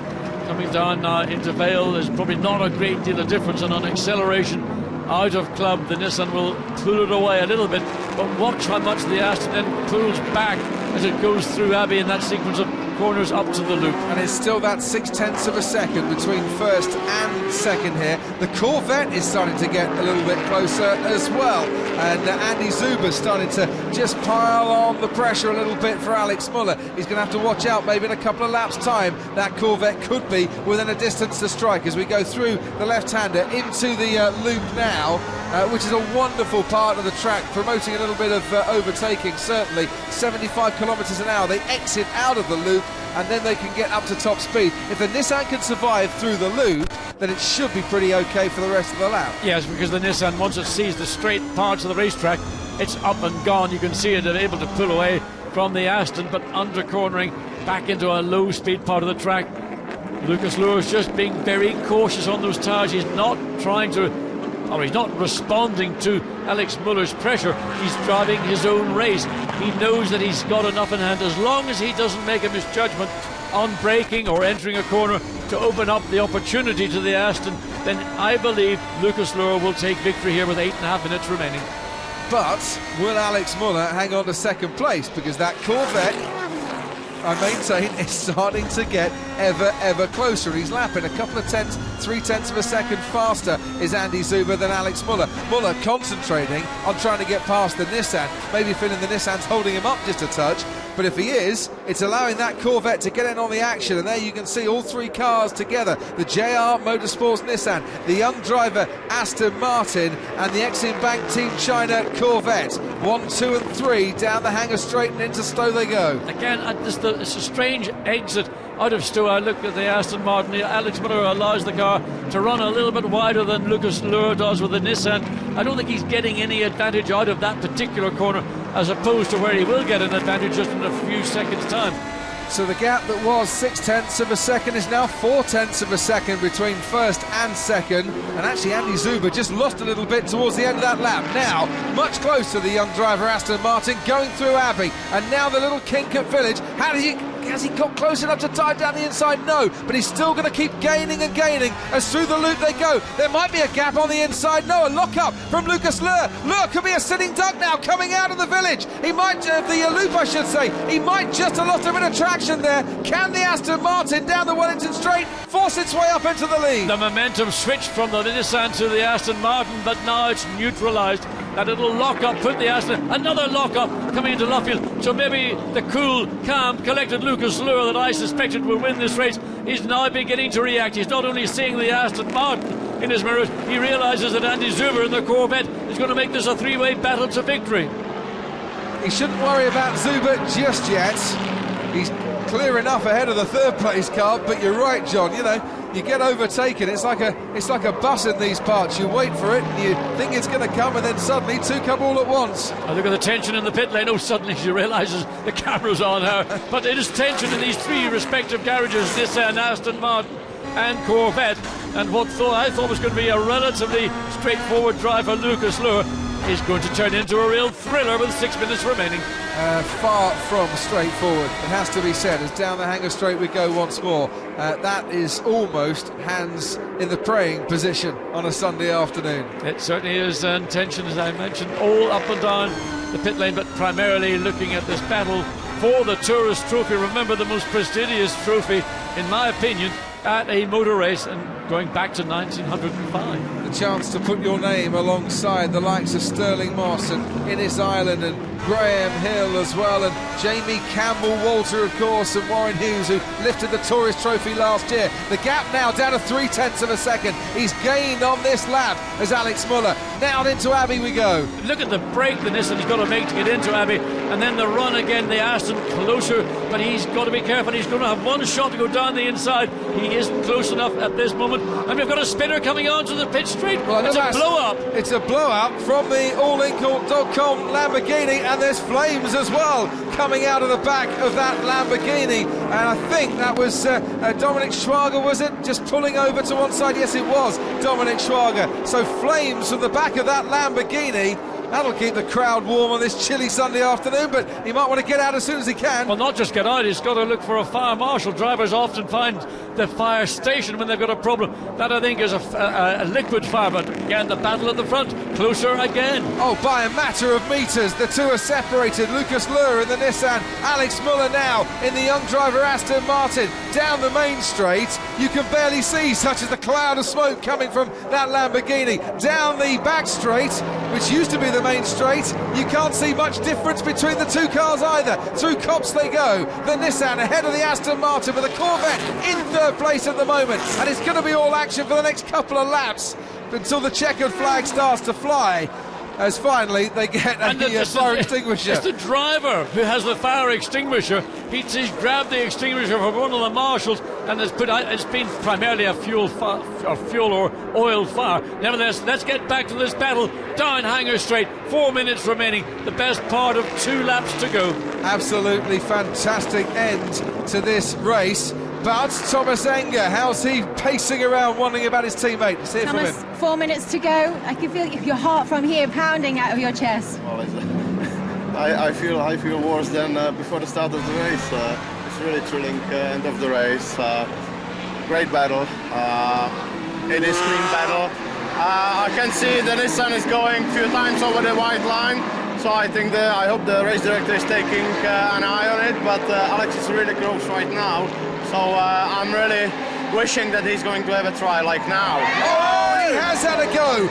Right down the inside into the first part of the loop. Now as they come to the left-hand hairpin, Moore locks up once again from Lucas Luhr. Can that Aston Martin just nose itself alongside? Because that's all it's got to do. But by a matter of 2 or 3 metres, it's what it just can't quite do. I think that was Alex Muller's best opportunity. He sprung the surprise. A big lock-up again, coming into the rear brake on the Nissan. Really big problematic now. So locking up going into Brooklands, round Luffield. So we've got 1 lap after the completion of this lap for the outcome of a great battle between Nissan and Aston. And that Lamborghini is going to stay in place at Abbey at turn 1. There'll be yellow flags there. So that first part of Abbey, no overtaking. Not only that, you're meant to slow down. You're meant to be slightly slower than your previous or your best lap or speed through that particular section of the circuit, which is under yellow flag. And if you exceed that, then you will have a penalty. Not quite sure in this situation anyone is going to slow down too much, but maybe they just lift off the throttle a little bit, John. I mean, as long as you don't go through quicker than your previous fastest time. So 2 minutes just over to go here. They'll complete this lap and then we'll be on to one more final lap. So that might just be one more opportunity that Alex Muller has got to try and get past Lucas Luhr, who has been battling away since he retook the lead, 3 corners after Muller had got his nose out in front. And this has been going on now for the best part of 8 or 9 laps. It's been a fantastic duel between the German drivers here, and Lucas Luhr on his first visit to Silverstone exits the final corner and starts what will probably be the final lap. They've both gone over the white lines. Thomas Enger, your teammate's doing it just as much. Now lifting off a little bit through Abbey, and that car, that young driver Aston, has spent no closer than this throughout the last 5 or 6 laps. He'll dive down the inside. He's got the inside line. They almost come to grief. Now the Nissan can try and dive down the inside line, but he's onto the grass. Enger is willing his teammate on. But look at the Corvette round the outside. The Corvette wants to get on the action. Lucas Luhr lost the lead, regained the lead, kept the Corvette at bay, and might just now be on his way to the checkered flag. Lucas Luhr had the room on the outside to give them both space, and he was also able to use track position when it came to going through the loop, so he had the advantage swing back to him. And the man that might have been the biggest beneficiary, Andy Zuber, he was watching this thinking, are these two cars going to take each other out? Am I going to be standing in the winner's podium? The answer, I think, no for Andy Zuber. But is there one more move, maybe, into Vale that Alex Muller has left up his sleeve? Well, forget into Cop, not close enough. Next possibility will be down at the end of the straight into Stowe. Can't get it done there, then your final chance will be close your eyes and just go past your normal braking zone and use the Nissan within fairness and within a racing context. Make that little bit of contact. That's all I can see. But the Nissan slow through the middle of Beckett. It's got to be here that Muller picks up the slipstream from the Nissan. It's a big car. It draws you behind it. But whether he's going to be in position, it's easy to defend down the straight. Has to be said though, John, maybe the sister car drivers of JR Motorsports and young driver Aston Martin might like to look at this battle again and see how you can do it fairly and cleanly with just the odd bit of contact. Now, going into Vale, this is going to be the last chance for Alex Muller. Lucas Luhr has it covered, nicely has it covered. Muller late under braking, but closes up to within a metre. Now, might get some better traction out of the final corner, but the start-finish line comes up really fast on you, and it's a win and the Tourist Trophy for Lucas Luhr and Michael Krum. The German pairing in the Nissan take the checkered flag and take the honours here ahead of Alex Muller and Thomas Enger, who started from pole and put up a cracking fight all the way to the line to come home second. Andy Zuber and Mike Heserman once again having to settle for third place. What a thrilling, fantastic hours racing that was. Well, there's a perfect example of two professional drivers driving each other almost to the limits of their ability, let alone the limits of their respective cars. There was the smallest amount of contact on the last lap. That is within the rules of being fair and whatever. So Lucas Luhr, pressure all the way from the minute he stepped into the car after Michael Krum handed it over to him. They got the lead in that pit stop, and Lucas Luhr did a fantastic job for Nissan here this afternoon to lift the Tourist Trophy. The championship race and 25 points then going to Lucas Luhr from Alex Muller and Thomas Enger.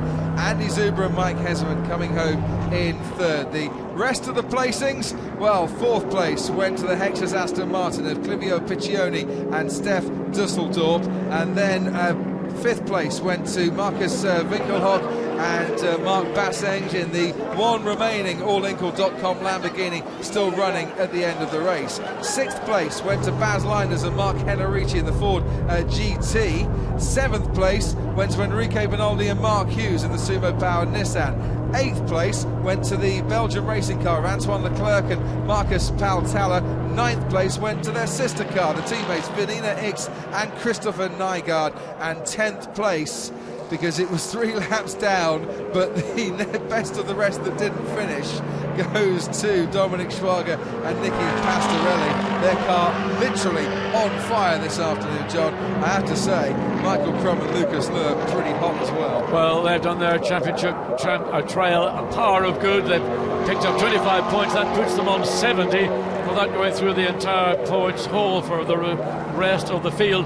They are certainly now way up from where they were. They were previously running joint fourth in the championship, and well, I think this victory is sweet, not just simply for the win, but for what it will have done, not just to even Nissan's championship chances, but to Lucas Luhr and Michael Krum. Well, you look as well at the leaders at the start of the championship race, Christian Hohenadel and his teammate Andrea Piccini, out of the race, no points, got caught up in the chaos that ensued at Luffield after the restart. It's been a very disappointing weekend for them, and the Hexus Aston Martin, a track that the Aston Martin has been good at, but to emerge pointless here from Silverstone, they'll consider that a really bleak weekend. Well, I think in fact you'll see that Lucas Luhr and Michael Krum are in fact now the driver pairing in the Nissan that is leading that championship. I was just waiting for you to do the maths, quite frankly, on that one. Thank you very much, Mr. Watson, for counting it all up. We'll have the table in a moment. Already back in Parc Ferme.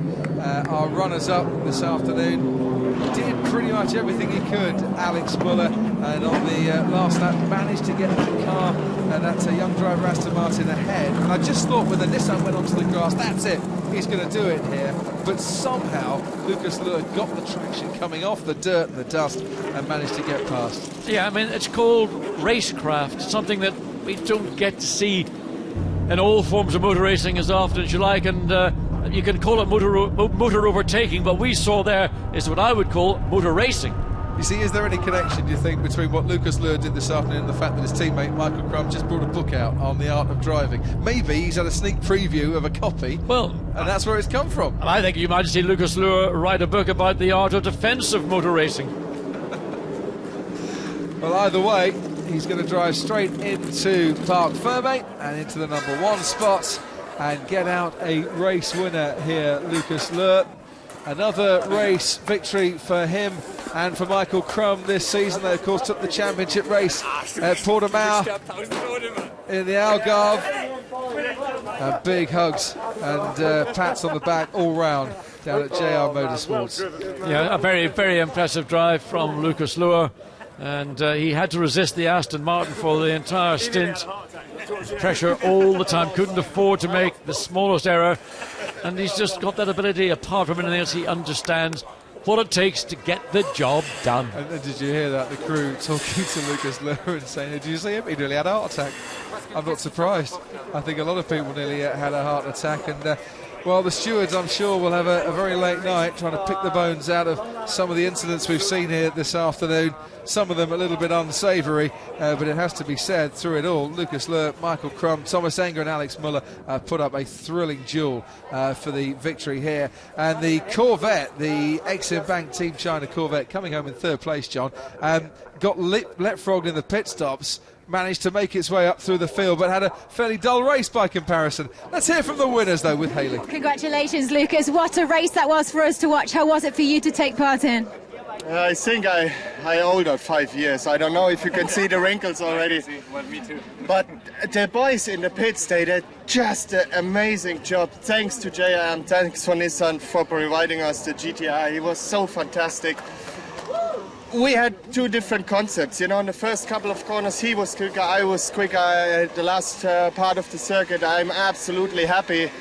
And it's very good for JRM because we have so many friends, family, sponsors here. So to give them a victory here and to all our boys, I'm really happy. Thanks to Michael, he did a fantastic job in the beginning, just keeps there with the Aston. And now we're gonna drink some champagne. Michael, you and Lucas continue to be a successful pairing for JRM. Yeah, it's a wonderful. I mean, I have to say, Lucas did an incredible job today. It's not only in the pit stop. I mean, the way he had to defend and he was battling and keeping the lead, getting back the lead. It was so exciting. I mean, it was horrible for me to watch from the pits. I don't want to watch again. I think the race was too long. They should have shortened it. It was really horrible for me to watch. But I think he did an amazing job. And really, thanks to Lucas, we won that today. Thank you. Well, that's the thing about this form of motorsport, the GT1 Championship, John. You're only as good as your teammate. You are the sum of all parts, aren't you, for a driver? Oh, very much so, and that's part of the skill in a team of putting together pairings that are complementary to each other. So let's hear from some complimentary runners-up with Haley. Congratulations, Alex. How frustrating. It looked like you could have taken the win, but at least you're finishing on the podium.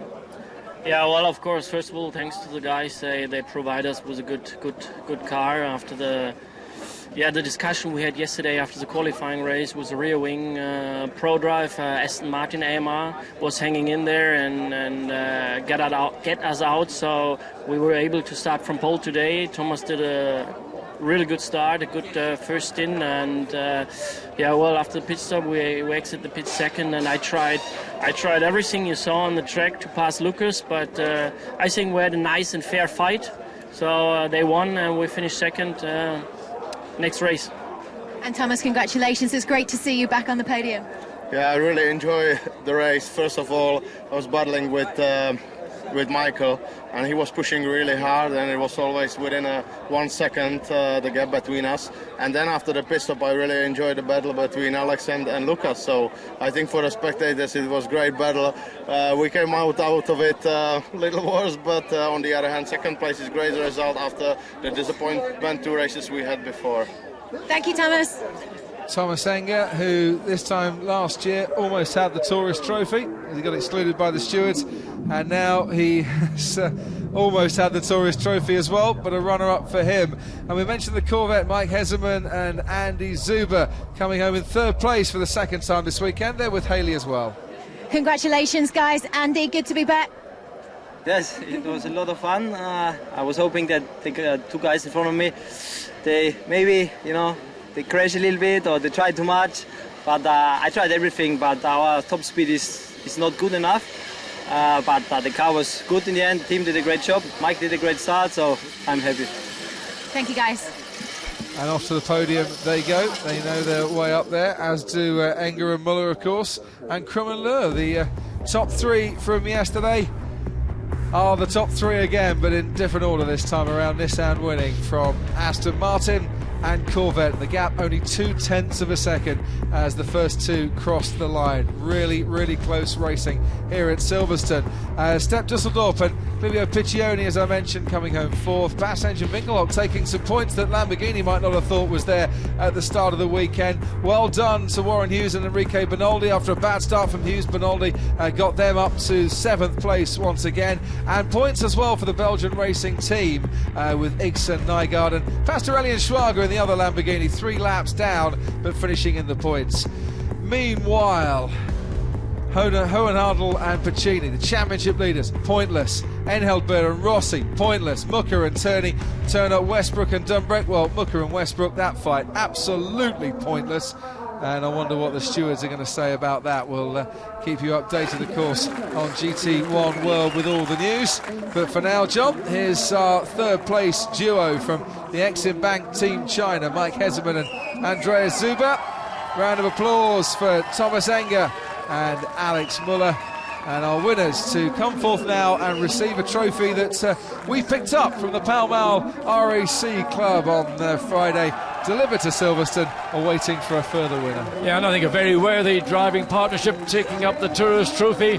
Lucas Luhr, who had to defend throughout his stint, and a great opening stint by Michael Kroom, complemented by superb pit stop work by the JMR race team.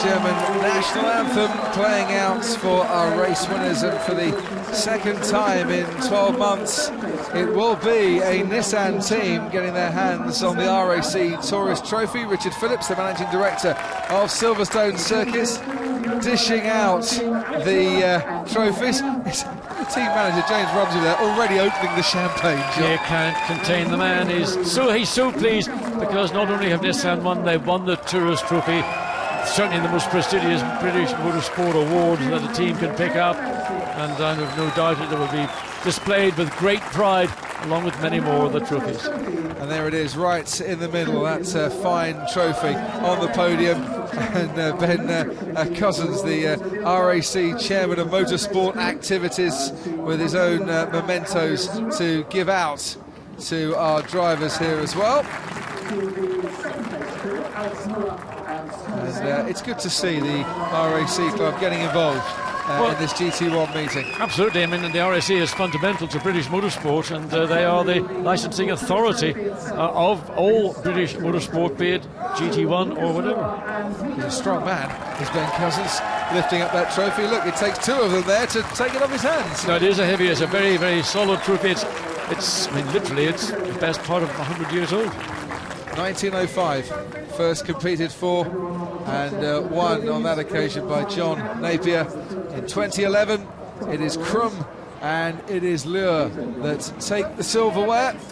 And after one last photo in front of the fans here at Silverstone, and a very noisy collection down in front of the podium, the first time this podium has been used, the new pit and paddock complex, we can get it doused in champagne and really start the celebrations for JRM Motorsport. And you think the girls would wear trainers so they can get off the podium a bit faster? Oh, they love it, really. It's all part of it. James Rumsey's drunk too much, but there's none left in the bottle display, but he gets a bottle stuff down his neck. Thomas Enger decides that's our way of saying congratulations, James, on a great victory after a great battle between two outstanding drivers and very differing teams. So one half for the garage smiles because they picked up a championship win for Richard Westbrook and Peter Dumbreck. The other part of the JRM Motorsport outfit, well, they will take some consoling, it has to be said, whether Westbrook started it with a clumsy move or not.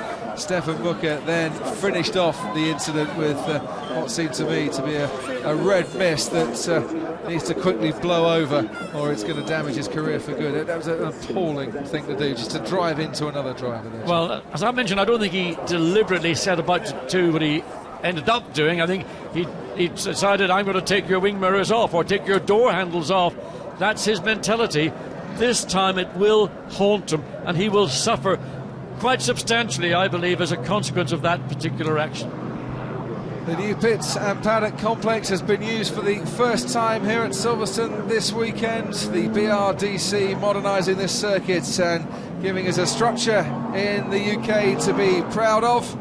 But was it a race to be proud of? Well, for some, certainly. There we had the battle for the lead on the very last lap. Lucas Luhr, when he got onto the grass, I thought that was it, but no, he had the inside line, and despite locking up, managed to keep that place. It just seemed that Alex Miller couldn't carry the momentum, and Nissan took victory. It's been a great day for Nissan and Crum and Luhr. Goodbye.